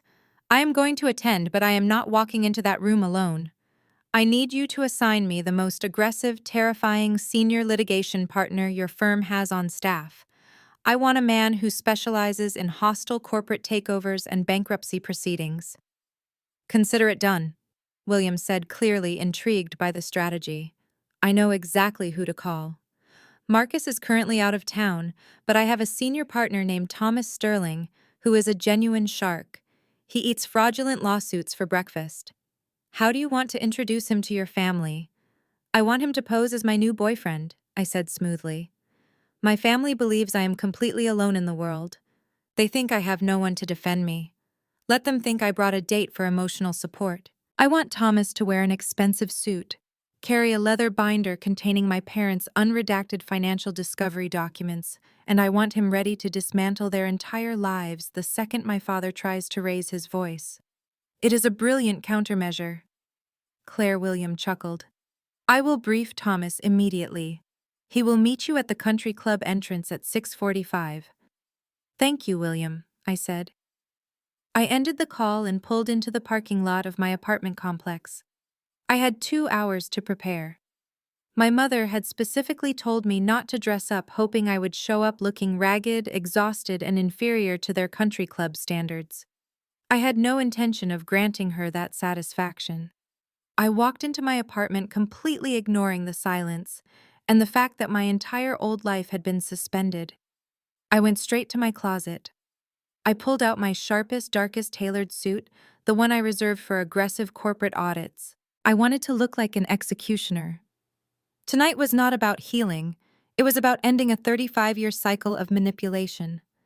My family had built an entire empire on lies and gaslighting, and tonight I was going to burn it to the ground. I checked my reflection in the hallway mirror one last time before leaving my apartment. The dark charcoal suit fit perfectly, radiating sharp, unapproachable authority. I looked less like a daughter arriving for a family dinner and more like a corporate liquidator arriving to dismantle a bankrupt company, which in reality was exactly what I was about to do. I drove across town to the Oak Creek Country Club, arriving precisely at 6:45. The club was an imposing stone manor surrounded by aggressively manicured golf courses and towering oak trees. It was a monument to old money and exclusion. I pulled my practical sedan up to the valet stand surrounded by gleaming European sports cars and luxury SUVs. Standing right beside the massive mahogany entrance doors was a man who looked like he owned the entire building. Thomas Sterling was in his late 40s, tall and broadly built with a touch of silver at his temples. He was wearing a bespoke navy blue suit that practically screamed billable hours, and he was holding a sleek black leather briefcase. William Kincaid had promised me a shark, but Thomas looked more like a great white currently circling its prey. I walked up to him and extended my hand. Thomas, I assume. I am Claire. He shook my hand, his grip firm and completely professional. It is a pleasure to meet you, Claire. William briefed me on the drive over. I have the unredacted financial discovery documents of your parents right here in my briefcase, along with the mortgage default papers for your sister. He offered a slight, dangerous smile. I must say, in my 20 years of practicing corporate litigation, I have rarely seen a family this financially radioactive. Are you ready to go inside? Let them do all the talking first, I instructed him, my voice completely steady. My father loves to hear himself speak. He is going to try to intimidate me.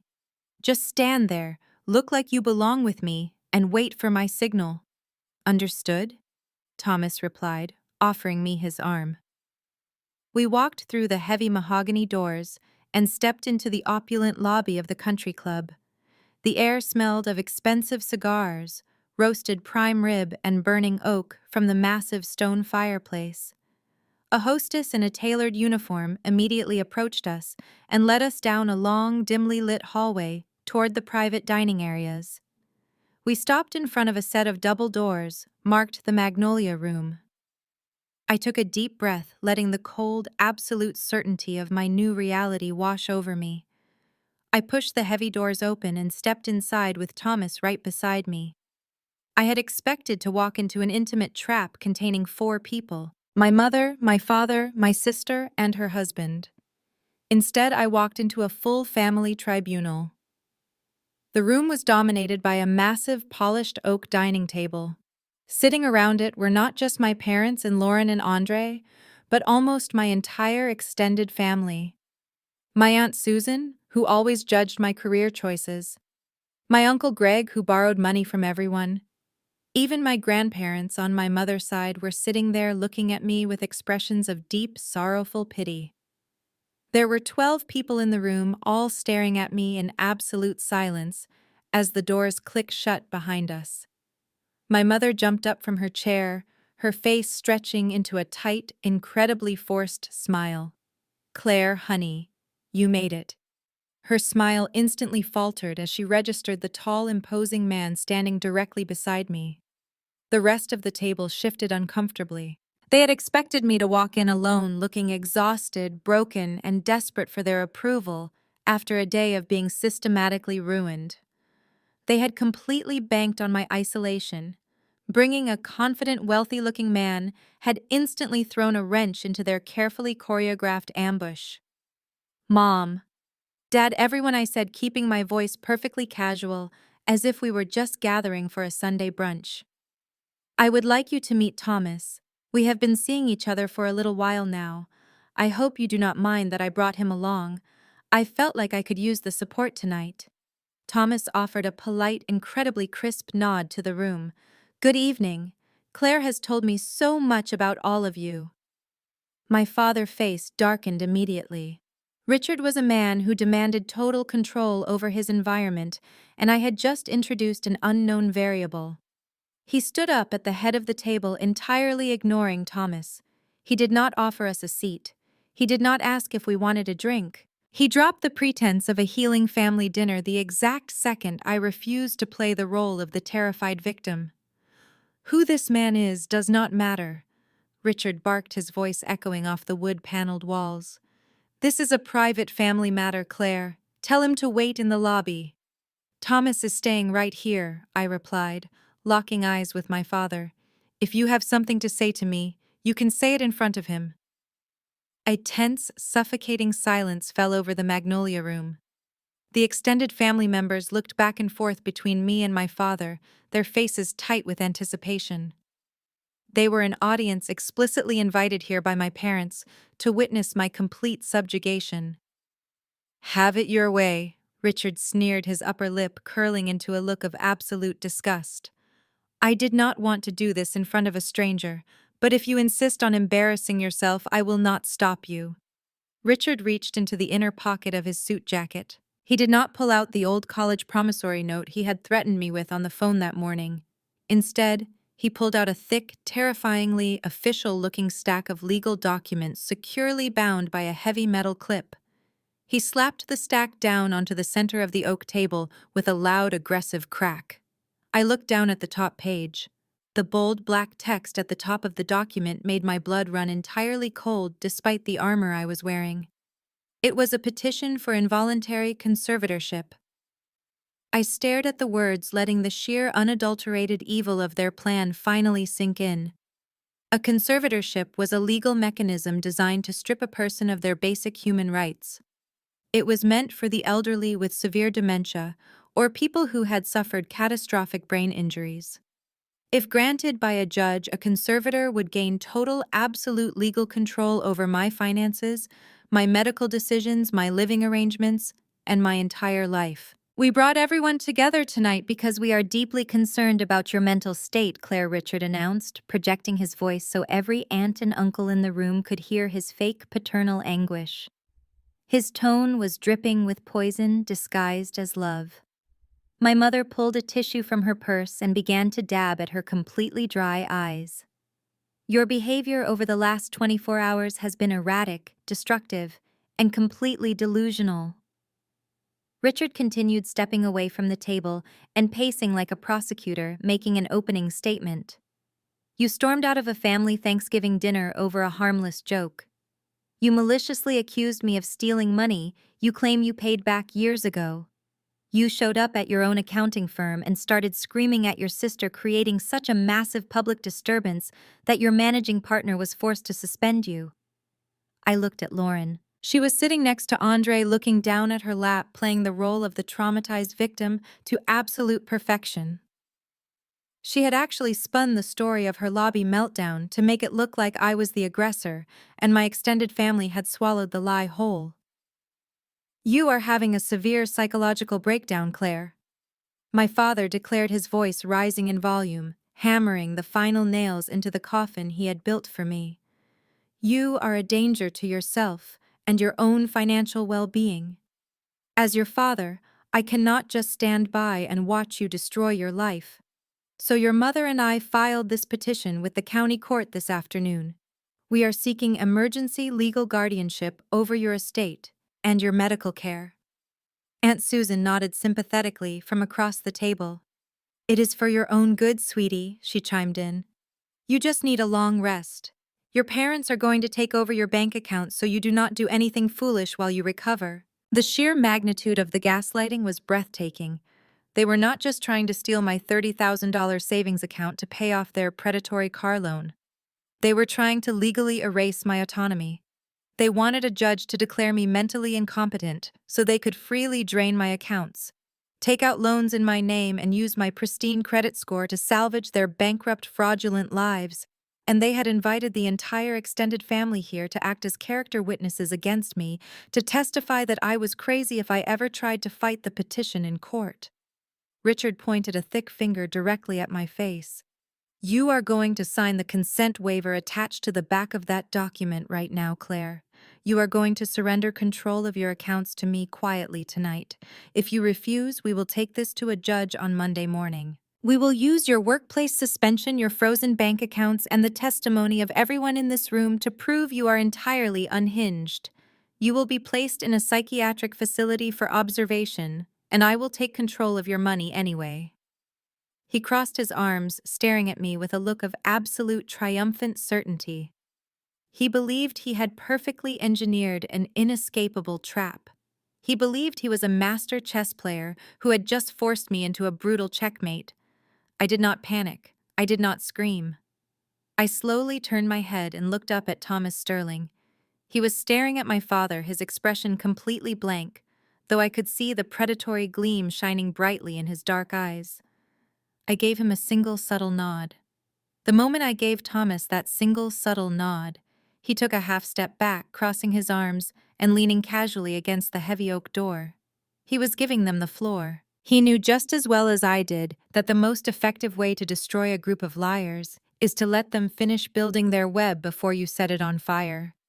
Seeing my apparent silence as a sign of submission, the rest of the family eagerly joined the execution. It was a perfectly choreographed dogpile meant to break whatever remaining willpower I had left. Aunt Susan was the first to speak.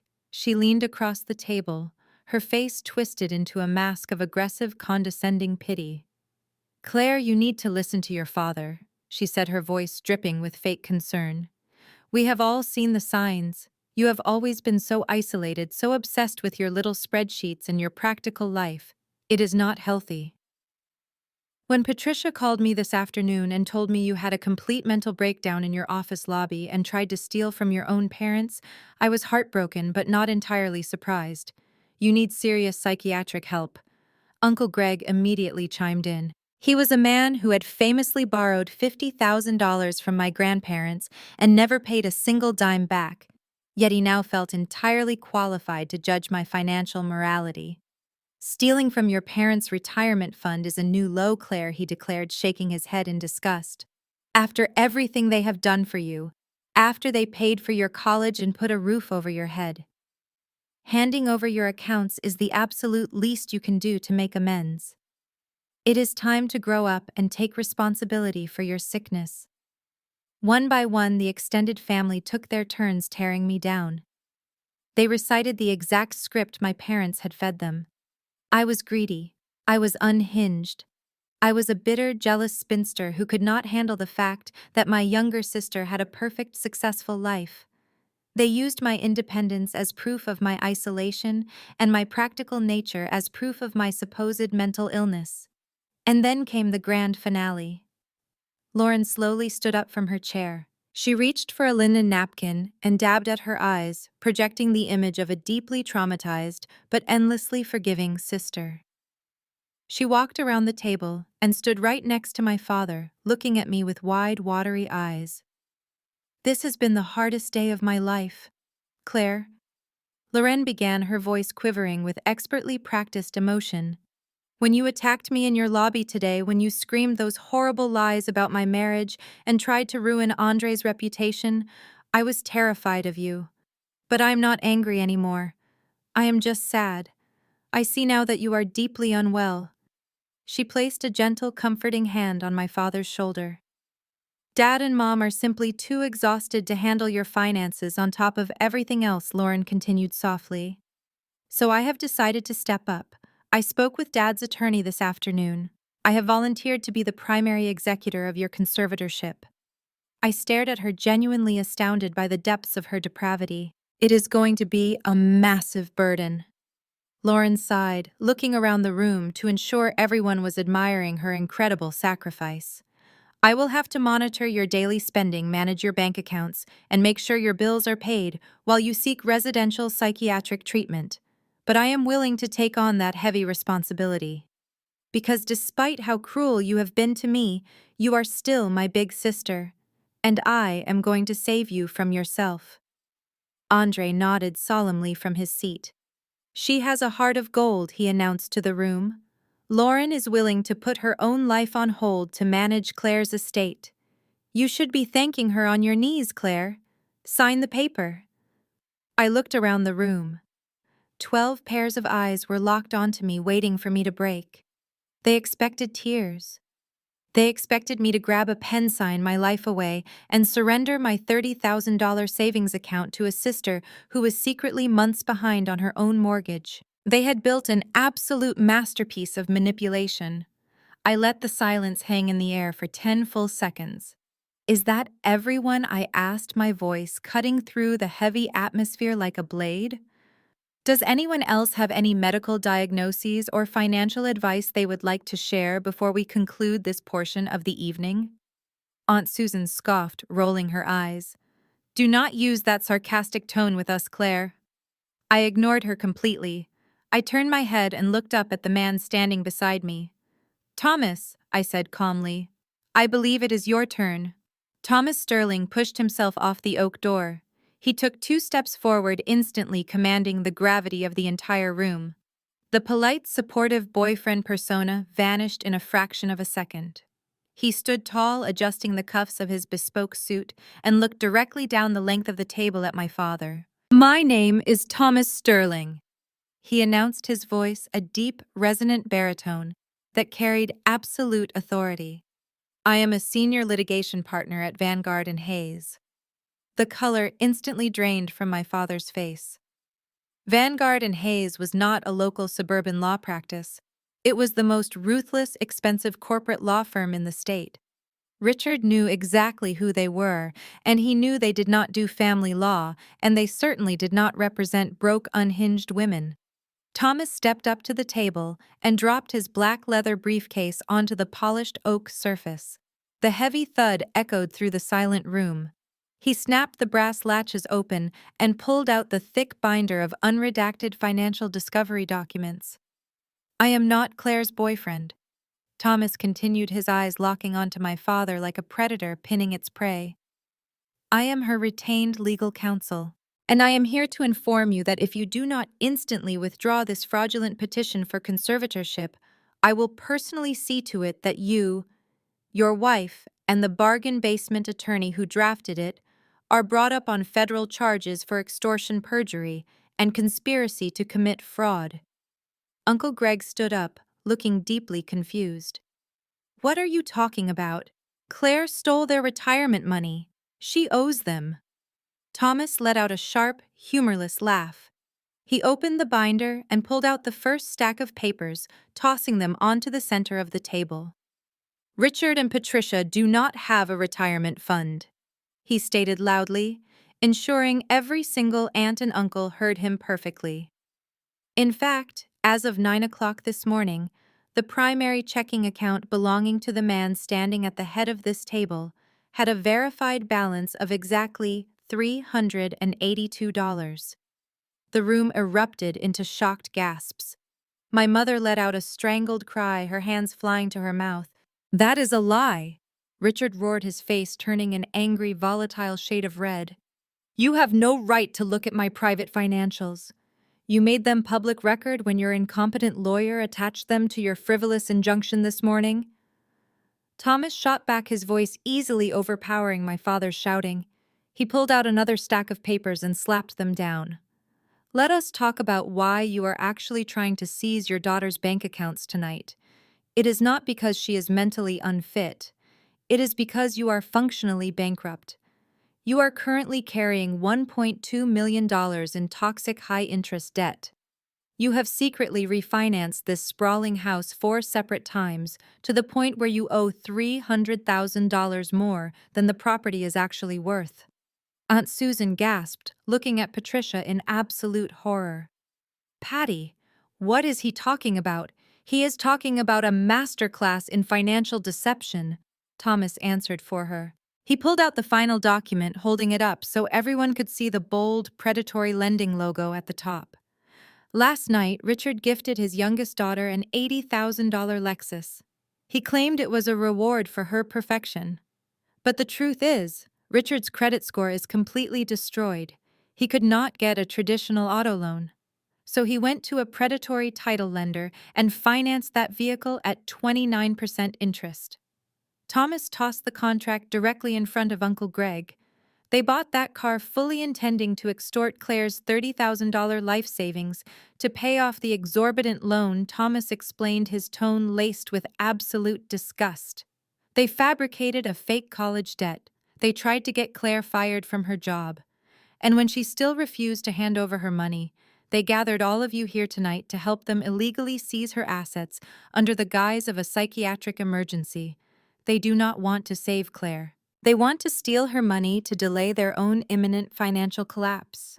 The entire extended family sat completely paralyzed. The grand illusion my parents had spent 30 years cultivating was being systematically butchered right in front of their eyes. Uncle Greg stared at the predatory loan contract, his mouth hanging open. Aunt Susan looked at my mother, who was now legitimately hyperventilating, her fake tears replaced by sheer authentic panic. "You shut your mouth!" Richard screamed, lunging forward and slamming his fists onto the table. "I will not let you come into my club and slander me. I am a respected man. Claire is a liar and a thief." Thomas did not even flinch. He simply reached into his suit pocket and pulled out his cell phone. "I highly suggest you lower your voice, Richard." Thomas warned, his tone dropping to a deadly quiet register. "Because your financial ruin is only the prologue of tonight's agenda. You see, while you were busy trying to steal Claire's savings, you completely failed to realize who your daughter actually is." Thomas turned away from my father, entirely dismissing the red-faced man's outrage as if he were nothing more than a minor annoyance. He looked down the length of the polished oak table and locked his dark, predatory gaze directly onto Andre. Andre had been sitting in stunned, paralyzed silence, watching his wealthy in-laws get financially slaughtered in front of the entire extended family. He swallowed hard, his Adam's apple bobbing visibly as Thomas pulled a sleek manila folder from his leather briefcase. "I strongly advise you to pay attention," Andre Thomas said, his deep voice slicing through the heavy, chaotic air of the dining room. He walked around the edge of the table and dropped the folder directly onto the pristine white china plate sitting in front of my brother-in-law. "Because the rot in this family did not stop with your in-laws. It was inherited directly by your wife." "What is this?" Andre asked, his booming voice reduced to a dry, terrified rasp. His hands trembled as he reached out to open the folder. "Earlier today, Claire attempted to warn you that your wife had secretly defaulted on your primary residential mortgage," Thomas stated loudly, making sure every aunt and uncle in the room could hear the exact depths of the deception. "You chose to believe Lauren's completely absurd lie that Claire hacked a government database, a choice driven entirely by your fragile ego rather than your intellect. But that foreclosure is very real, Andre. And unfortunately for you, a stolen mortgage payment is the absolute least of your legal and financial problems." Thomas pointed a firm finger at the documents resting in Andre's hands. "Turn to the third page." Andre flipped the heavy paper over. His eyes darted frantically across the columns of numbers, the bank logos, and the staggering balances printed on the pages. "Lauren likes to project success." Thomas continued, pacing slowly behind my sister's chair, like a judge delivering a final sentence. "She likes designer bags, luxury cars, and expensive downtown lounge tabs. But she does not have an income. When she drained her own personal credit dry, she needed a new, untapped source of funding to maintain the illusion you both care so much about. So she used your social security number." Lauren shrieked, jumping up from her chair as if she had been physically burned. "Do not listen to him, Andre," she screamed, her voice cracking in pure panic. "It is another trick. Claire paid this man to print fake papers." But Andre was not listening to her.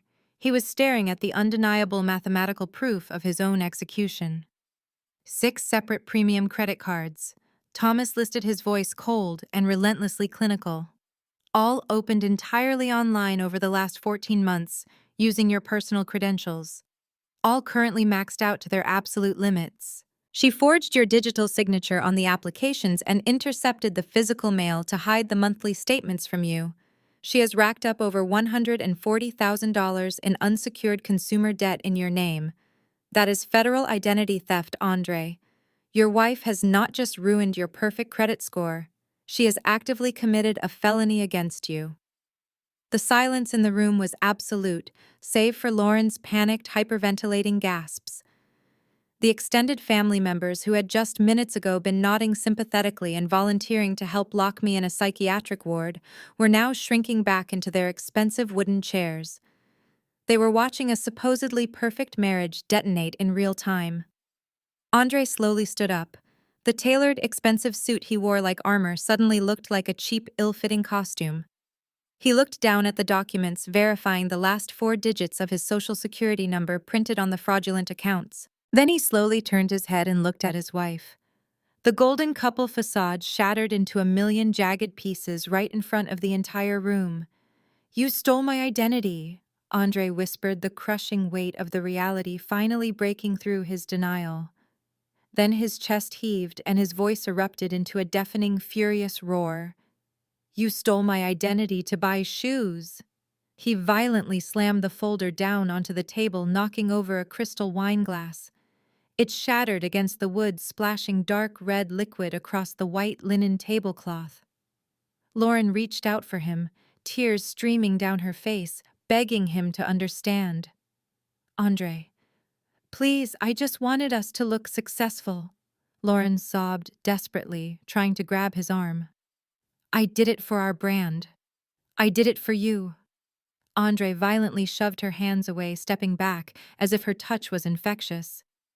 Do not ever touch me again, he snarled, his face twisted with pure, unadulterated disgust. You are completely insane. Your whole family is entirely insane. My brand is dead because of you. I am calling my lawyers the exact second I get to my car. We are getting a divorce, Lauren, and if the bank comes after me for a single dime of that stolen money, I swear to God I will press criminal charges and send you to federal prison myself. Andre did not look back. He turned on his heel, kicked his heavy wooden chair out of the way, and stormed out of the Magnolia Room. The heavy oak doors slammed shut behind him with the finality of a gunshot. Lauren collapsed onto the floor, wailing uncontrollably, clutching the edge of the tablecloth. My mother rushed to her side, falling to her knees to comfort her golden child. But Lauren aggressively pushed Patricia away, screaming that this was all their fault for making her feel like she had to be perfect. The room descended into absolute, irreversible chaos. Aunts and uncles were whispering furiously to one another, sliding their chairs back, desperately wanting to distance themselves from the toxic, radioactive fallout of my parents' lives. My father stood at the head of the table, watching his youngest daughter sobbing on the carpet. His entire empire of lies, his projected wealth, and his absolute control had been reduced to ash in a matter of minutes. He had brought everyone here to watch me break. He had planned to parade my supposed mental illness in front of the family and steal my life savings. Instead, he was the one standing in the center of the smoking wreckage. He completely snapped. Richard let out a guttural, furious roar. He lunged across the polished oak table, his hands grasping wildly in my direction, knocking over water pitchers and silver platters. Thomas stepped smoothly in front of me, planting a heavy, unmoving hand squarely on my father's chest and shoving him violently back into his chair. "You did this!" Richard screamed, spitting with unhinged rage. He pointed a trembling, accusatory finger at me from across the table, his eyes wild and completely desperate. "You brought this corporate attack dog in here to humiliate us. You think you won, Claire? You think exposing our debts changes anything about your pathetic, miserable life?" He was breathing heavily, his chest heaving under his suit. He gripped the edge of the table, his knuckles turning stark white. His face contorted into a mask of pure, concentrated hatred. "You are a monster," Richard yelled, his voice echoing off the walls. "You just tore your own sister's marriage apart. But you are still a complete loser. You have absolutely nothing. Your boss fired you today. Your bank accounts are frozen solid. You cannot even afford to buy your own groceries right now, let alone pay this fancy lawyer's hourly rate. When Monday morning comes, you are still going to be a broke, unemployed spinster begging me to lift that injunction. You have nothing." I stood perfectly still. I did not flinch when he lunged, and I did not shrink away when he screamed his final desperate insults. The frightened, practical daughter who had walked out into the rain on Thanksgiving night was entirely gone. I simply looked at the broken, bankrupt man who had tormented me for 35 years, and I smiled. I stood perfectly still, letting his frantic insults echo off the heavy wood-paneled walls of the Magnolia Room. My father was breathing heavily, his chest heaving under his suit, waiting for the devastating impact of his words to finally break me. He desperately needed me to cry. He needed me to shatter so he could feel like a powerful man again. Instead, I reached down to my leather briefcase resting on the carpet beside my chair. "You are absolutely right about one thing, Dad," I said, keeping my voice incredibly calm and conversational. "I do not have $30,000 in my savings account anymore." I unclasped the brass lock and reached inside. I bypassed my iPad and pulled out a thick, cream-colored envelope bearing the embossed gold seal of Vanguard and Hayes.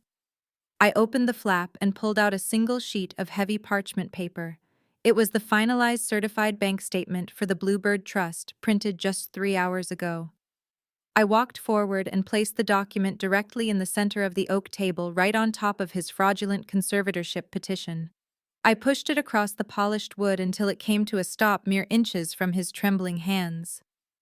"Why do you not take a look at my current liquid assets?" I suggested, gesturing smoothly to the paper. "Since you are so deeply concerned about my financial well-being." Richard glared at me, his eyes filled with venom and suspicion. He looked down at the paper. For a moment, his brain simply refused to process the information. He saw the Vanguard and Hayes letterhead. He saw the name of the trust. And then his eyes locked onto the bottom line. He saw the 9-figure balance glowing against the crisp white page. $170 million. His mouth opened, but no sound came out. The aggressive red flush in his cheeks vanished instantly, replaced by a sickening, chalky, pale white. His hands began to shake so violently that the heavy legal document rustled against the wood. "What is it?" Aunt Susan demanded from down the table, her voice tight with unbearable curiosity. "Richard, what does it say?" My father could not speak. He just stared at the string of zeros as if they were written in a foreign language. Since Richard seems to have lost his voice, Thomas Sterling announced smoothly, stepping up to the table, "I will clarify the situation for the room. As of this afternoon, my client is the sole anonymous beneficiary of the Bluebird Trust. The trust was established this morning to securely claim the grand prize of the state lottery. After all federal and state taxes were withheld, the net cash lump sum deposited into Claire's private banking accounts was exactly $170 million. A collective synchronized gasp sucked all the oxygen out of the room. Uncle Greg gripped the edge of the table, his eyes practically bulging out of his skull. Aunt Susan dropped her wine glass, the crystal shattering against her plate, completely ignored by everyone. "You see, Mom?" I said, turning my gaze to Patricia, who was staring at me with a look of absolute paralyzed shock. "I really took your advice to heart. You told me that after spending $80,000 on a car Lauren could not even afford, the family was on a strict budget. You tossed a crumpled $2 gas station scratch-off ticket at my face to remind me that I was a practical, boring afterthought. You wanted to put me in my place." I took a slow step toward her, my voice dropping to a sharp, icy register. "But you did not realize the ticket was a jackpot winner. You handed me the ultimate weapon wrapped in an insult. The entire reason you have been desperately attacking me all day, the reason you tried to get me fired and freeze my accounts, was to steal $30,000 to save yourselves from bankruptcy.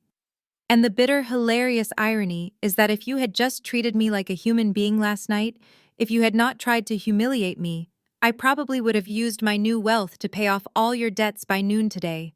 I would have bought you a new house. I would have set you up for life." The weight of my words hit the room like a physical shockwave. The absolute magnitude of their mistake finally crashed down upon them. They had literally thrown away $170 million just to make a cruel joke. The arrogant sneers completely vanished from the faces of my extended family.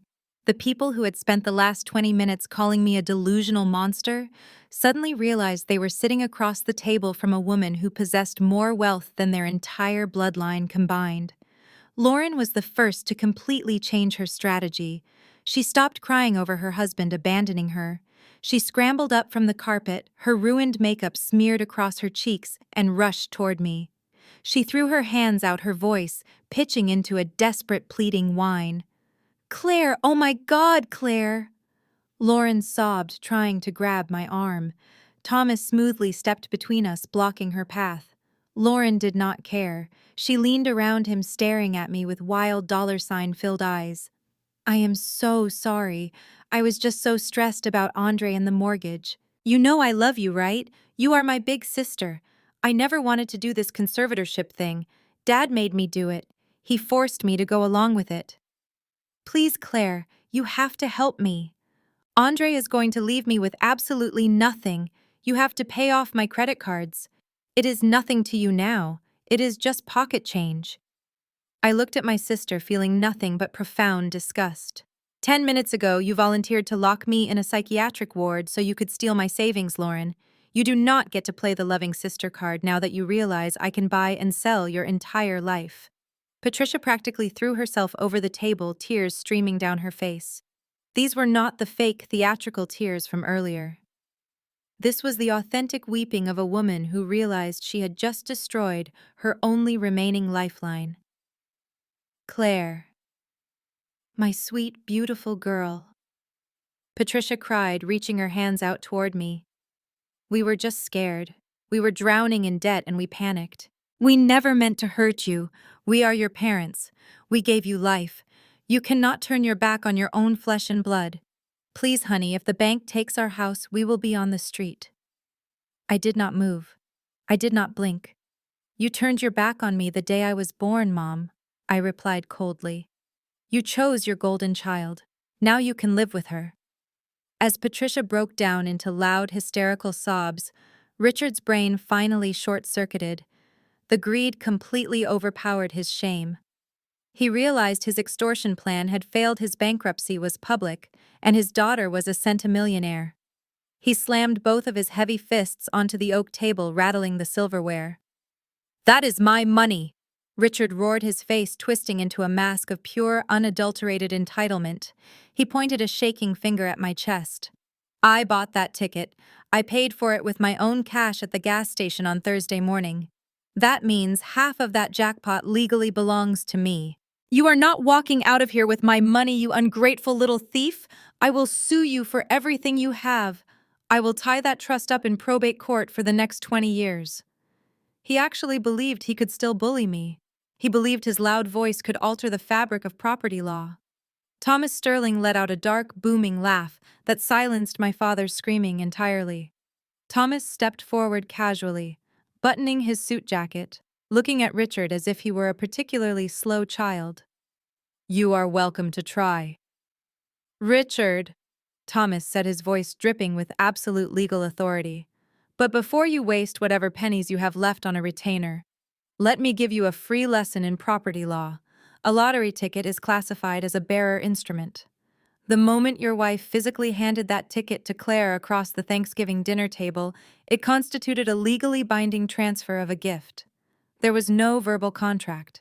There was no condition of shared winnings. It was a completed transaction. Thomas leaned over the table, staring directly into my father's terrified eyes. Furthermore, you cannot touch the Bluebird Trust. It is a fully insulated anonymous corporate entity, backed by the most aggressive litigation department on the East Coast. If you attempt to file a lawsuit claiming ownership of that ticket, I will personally file an immediate countersuit for malicious prosecution, intentional infliction of emotional distress, and extortion. I will drag your predatory loans, your forged financial documents, and your fraudulent conservatorship petition in front of a federal judge. I will not just bankrupt you, Richard. I will ensure you spend the rest of your natural life in a federal penitentiary. My father collapsed backward into his chair. The fight completely drained out of him. He looked like a deflated balloon. The big, powerful patriarch was gone, replaced by a broke, terrified old man, staring at the consequences of his own cruelty. The silence in the room was absolute. No one dared to speak. Aunt Susan and Uncle Greg were staring at the tablecloth, desperately trying to become invisible. Lauren was curled up on the floor, weeping into her hands. Patricia was rocking back and forth in her chair, murmuring my name like a prayer I would never answer. They had brought me here to strip me of my power, my money, and my sanity. But the trap they built had only successfully caught themselves. The trap they built had only successfully caught themselves. I watched the realization settle over the room. The absolute silence was a stark contrast to the screaming and bullying that had defined my entire existence in this family. For the first time in 35 years, my father was not the loudest person in the room. He was just a pathetic, aging man who had gambled his entire life on a lie and lost. But a financial auditor does not leave a job half finished. I did not come here just to defend myself against their fraudulent conservatorship petition. I came here to close the accounts entirely. I reached into my leather briefcase one final time. I pulled out a heavy red legal folder. I did not slide it across the table this time. I held it in my hands, feeling the weight of the paper that represented their total and absolute ruin. "Dad," I said, my voice cutting through the quiet sobbing of my mother and sister. "Do you know what the most fascinating thing about predatory lending is? They do not care about loyalty. They only care about liquidity." Richard slowly raised his heavy head. His eyes were bloodshot, the arrogant fire completely replaced by a hollow, sickening dread. "What are you talking about?" he croaked. "When I saw your financial discovery packet this afternoon, I noticed the shell company you used to finance Lauren's $80,000 car," I explained, stepping closer to the oak table. "They are a bottom-feeding financial firm that specializes in high-risk subprime auto loans. They bundle those bad loans into distressed debt portfolios and sell them off to larger corporate entities for pennies on the dollar, just to maintain their own cash flow." I paused, letting the financial reality sink in, for a man who loved to pretend he understood money. Since I suddenly found myself with a rather massive surplus of liquid capital and a top-tier wealth management firm at my absolute disposal, I had William make a few phone calls this afternoon. The Bluebird Trust did not just secure my winnings today. We also made a few aggressive corporate acquisitions. I opened the red folder and pulled out the legal transfer of ownership documents. I dropped them directly in front of my father. "I bought the entire distressed debt portfolio of your predatory lender," I stated flatly. "I bought it in cash, which means I now legally own the title loan contract you signed last night. I am your primary creditor. You owe that massive 29% interest debt directly to me." Richard let out a quiet, strangled gasp. He stared at the paperwork, his hands trembling too violently to even pick it up. The color drained from his face completely. And I did not stop there. I continued, turning my attention to Lauren, who was still curled up on the carpet, looking up at me with mascara-stained cheeks. I turned to the second page in the folder and dropped it on the edge of the table near her. I had my firm look into the specific regional bank holding the defaulted mortgage on your house, Lauren.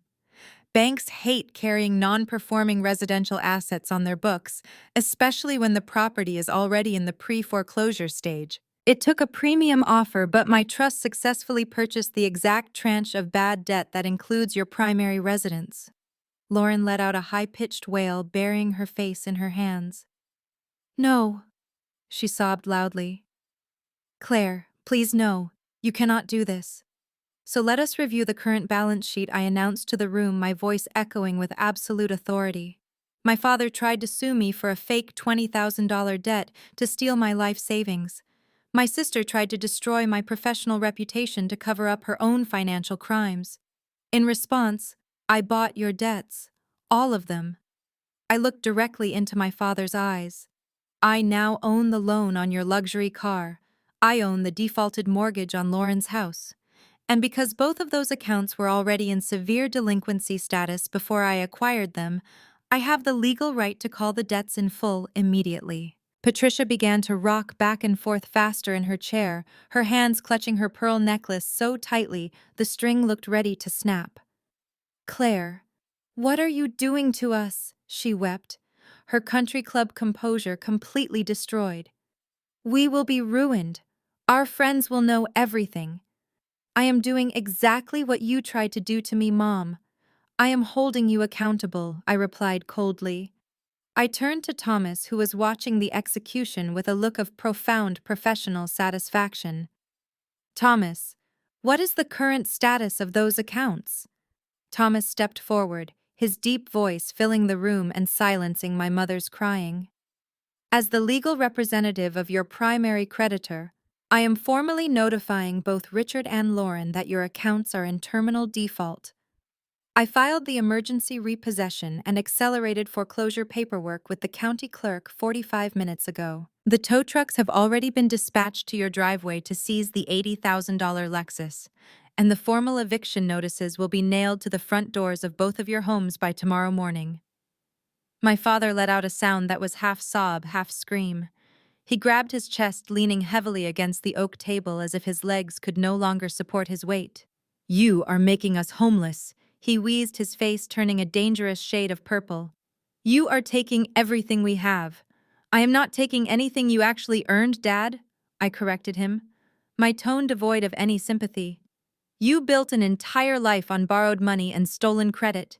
You used fraud to buy a luxury lifestyle, and you used emotional abuse to make me feel like I was the one who did not belong. I am just repossessing the illusions." I looked down the table at the extended family. Uncle Greg and Aunt Susan were staring at me with wide, terrified eyes. They had physically pushed their chairs back, trying to distance themselves from my parents, as if financial ruin were a contagious disease. They had spent the entire evening agreeing that I needed to be locked in a psychiatric ward. Now they were desperately hoping I would not look into their financial histories next. "I suggest you all find a new place to hold your family dinners," I told the room, my voice ringing with finality. "Because by the end of the month, Richard and Patricia will not have a dining room, and Lauren will not have a house to hide in. As an auditor, I balance the books, and your accounts are officially closed." I closed my leather briefcase and fastened the brass clasps.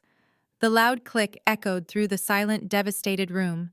I had systematically dismantled every single weapon they had ever used against me. They had no money, no power, no social standing, and no golden child facade left to hide behind. I had not just beaten them at their own game. I had bought the board, changed the rules, and evicted them from the premises.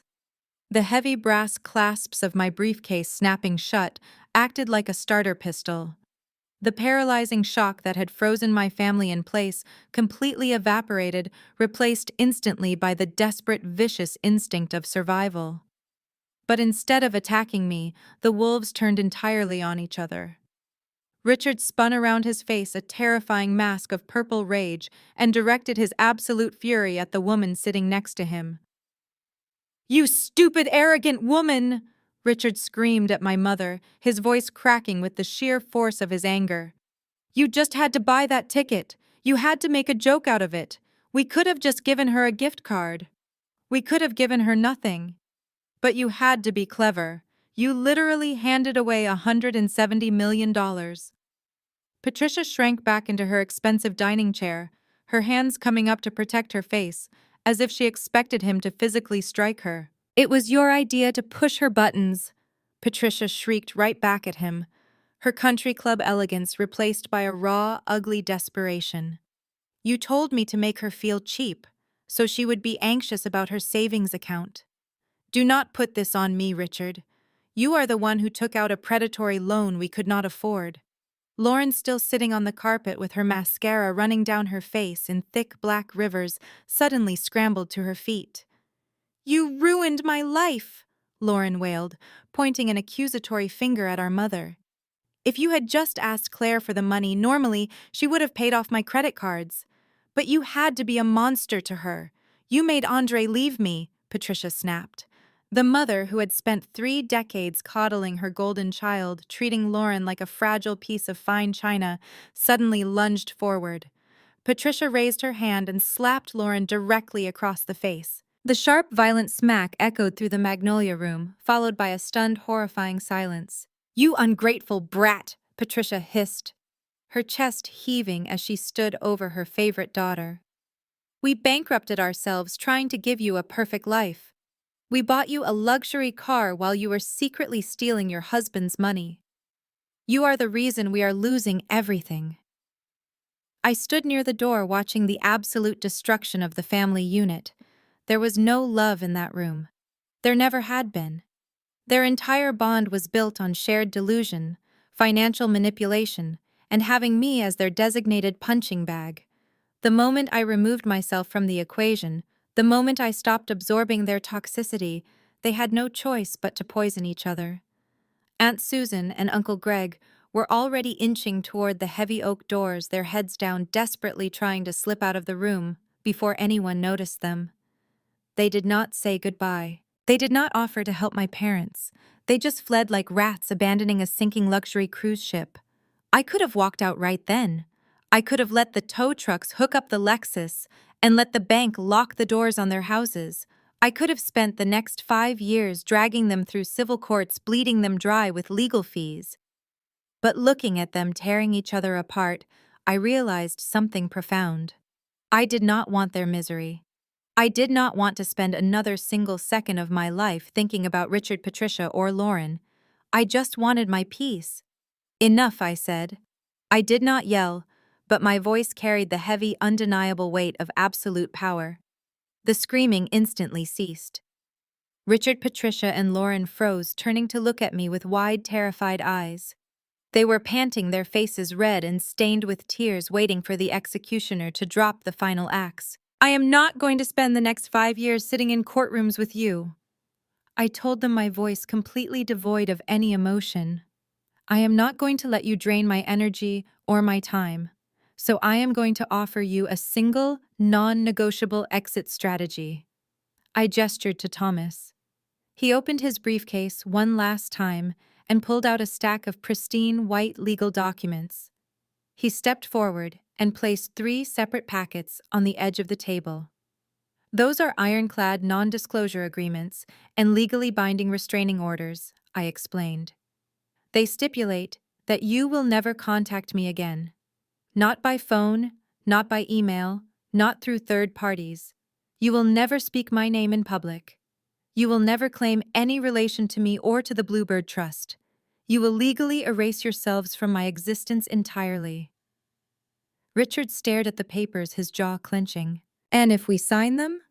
If you sign them right now, I will instruct Thomas to halt the accelerated foreclosures, I said calmly. I will restructure your debts into standard manageable interest rates through my firm. I will not forgive a single penny of what you owe, but I will stop the tow trucks and I will stop the evictions. You will get to keep your deeply indebted houses and your ruined credit scores. You will get to keep exactly the miserable, bankrupt lives you created for yourselves. But you will never, ever have access to me again. They looked at each other. There was no defiance left in their eyes. There was no clever scheme left to hatch. They were entirely broken.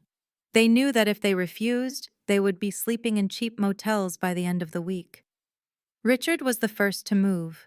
He picked up the gold pen resting on the table, his hand trembling so badly he could barely hold it steady. He signed his name on the dotted line, legally surrendering his daughter for the illusion of keeping his house.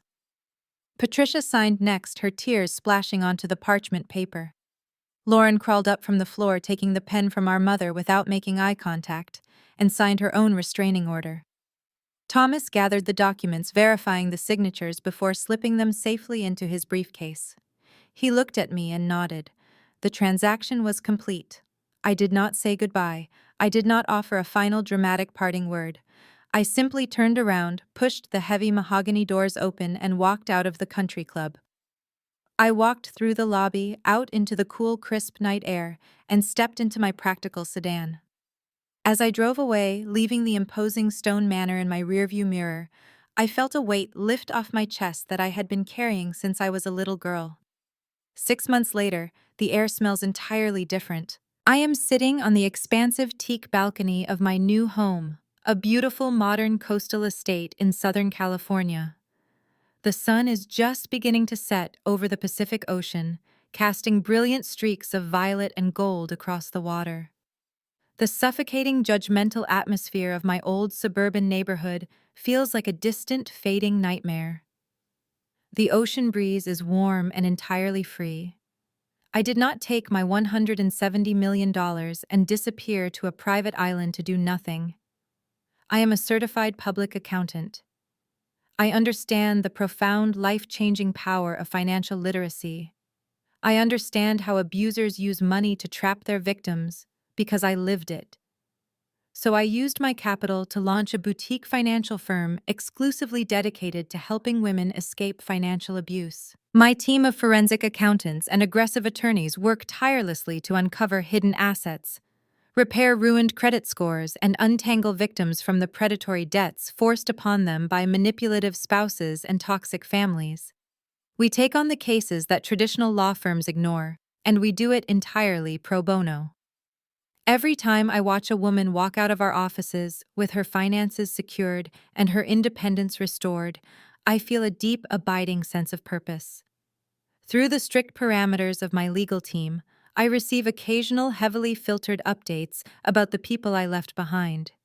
The news is always exactly what I expect. Andre finalized his divorce from Lauren 3 months ago. Because of the federal identity theft she committed against him, the judge showed her absolutely no mercy in the settlement. Without my parents able to subsidize her lifestyle, Lauren was forced to take a minimum wage retail job just to pay the minimum balances on her massive credit card debts. As for Richard and Patricia, the restructured loans I offered them were fair, but they were still entirely incapable of living within a budget. Stripped of their ability to use me as a financial life raft, they eventually defaulted on their own. The bank foreclosed on their sprawling colonial house last month. According to Thomas, they are currently renting a tiny two-bedroom apartment on the outskirts of the city, completely alienated from their country club friends who abandoned them the moment their bankruptcy became public knowledge. They destroyed themselves. All I did was stop standing in the way of their consequences. I take a sip of my coffee, watching the waves crash gently against the shoreline below my estate. I think back to that Thanksgiving dinner. I think about the crystal glasses, the roasted turkey, and the heavy atmosphere of judgment. They handed me a $2 ticket to remind me I was worthless. But they taught me that true value is not inherited, it is earned. The best revenge is not destroying the people who hurt you. It is buying your freedom, securing your peace, and letting them destroy themselves.